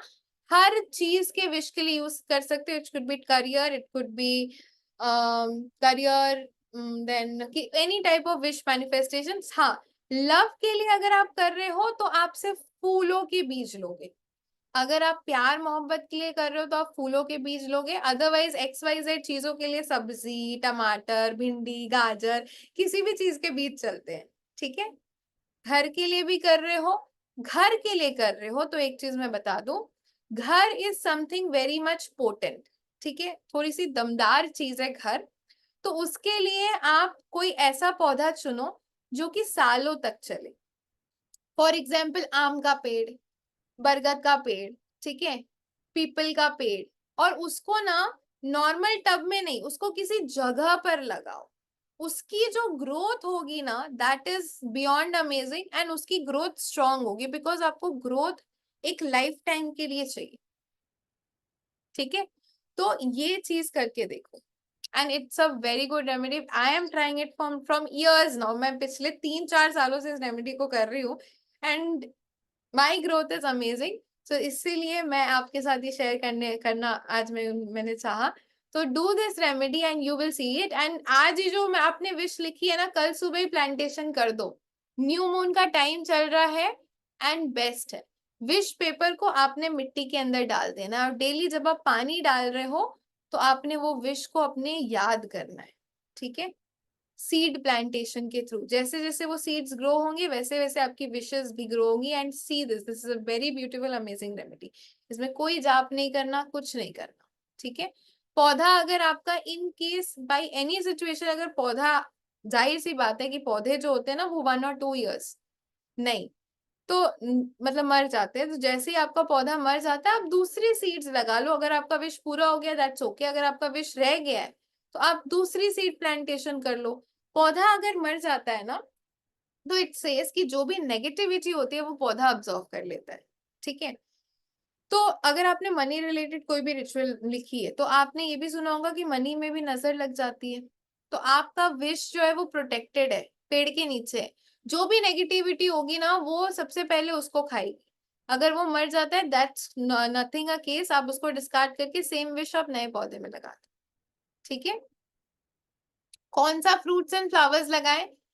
फल, फूल, वेजिटेबल, सब्जी, मिर्ची, किसी भी चीज का आप लगा सकते हो. सब में सेम रिजल्ट हो रहा है. मैं 3-4 साल से ये एक्सपेरिमेंट करती आई हूँ कि किसमें ज्यादा किसमें कम. लेकिन जो फूल होते हैं वो लव रिलेटेड केसेस में बहुत, अगर लव से रिलेटेड कोई चीज है तो उसको ना आप सुगंधित फूलों के, जैसे रोजेस हो गया, देन गोंधोराज हो गया, जैस्मिन हो गया, तो ये सारे जो सुगंधित फूल है ना उसमें आप लगाओ अगर आप लव के लिए कर रहे हो. बाकी एनी अदर वे सब्जी के, टमाटर के गाछों में भी बड़े आराम से हो जाता है. मिर्ची में भी हो जाता है. अब मिर्ची वाले को ना लव में मत यूज करना.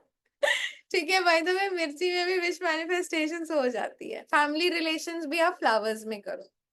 ठीक है. अच्छा, हेल्थ इश्यूज का आप इसमें नहीं करोगे. प्लांट्स में आप हेल्थ इश्यूज का नहीं करोगे. ठीक है.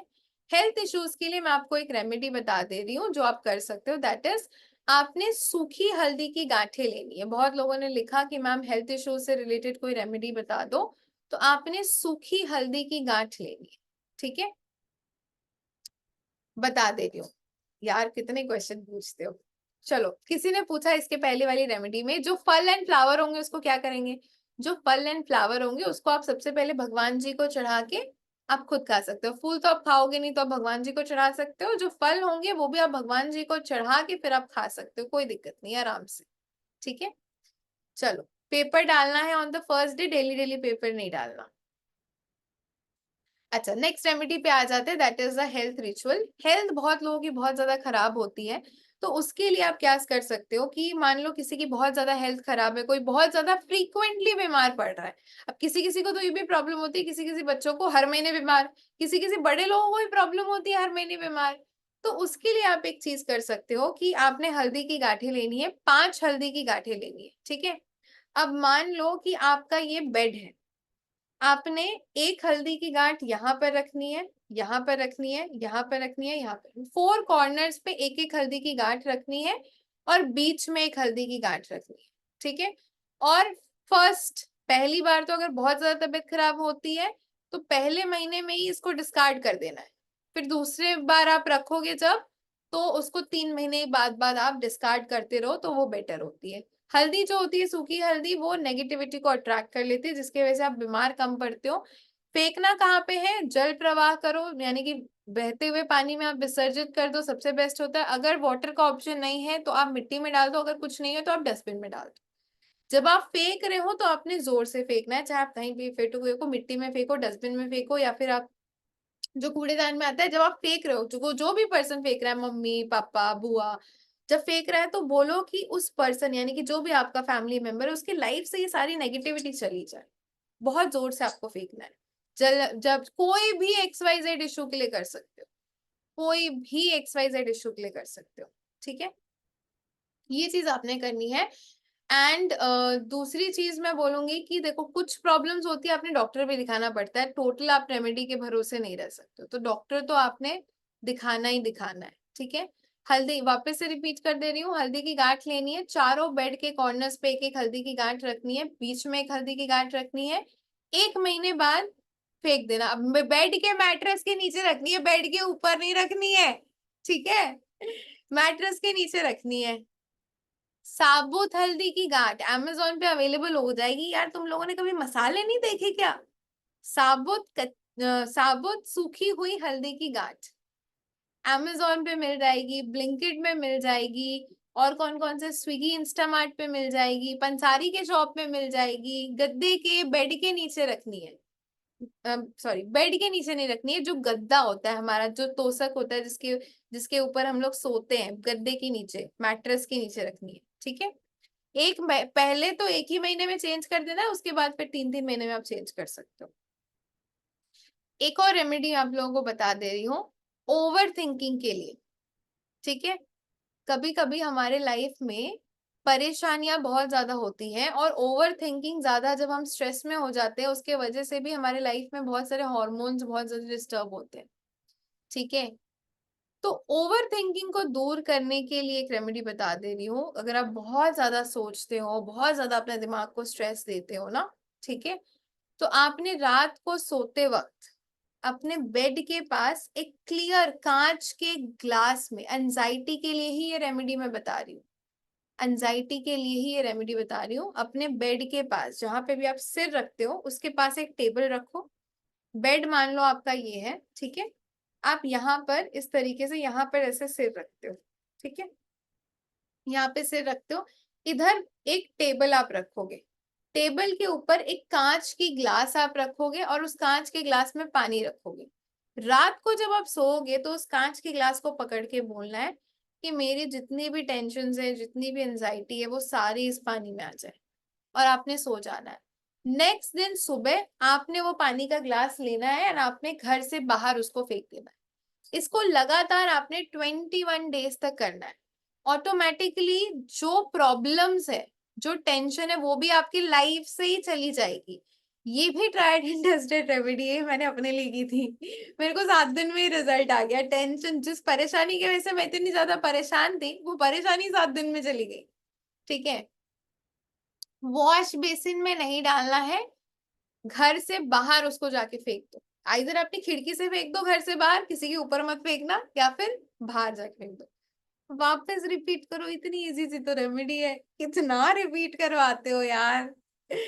आपने जिस बेड पे आप सोते हो, मान लो जहां पर भी आपका सिरहाना, यानी कि जहां पर भी आपका सर रहता है, आपने वहां पर एक टेबल रखना है, ठीक है। एकदम ऊंचा ऊंचा टेबल रखना है। टेबल के ऊपर एक कांच की ग्लास रखनी है, आपने कांच की ग्लास में पानी रखना है आपको, और रात को जब आप सोने जा रहे हो ना, पानी की ग्लास को पकड़ना, पानी की ग्लास खुली होनी चाहिए, ढक मत देना, और ना ही उस पानी को आपने पीना है।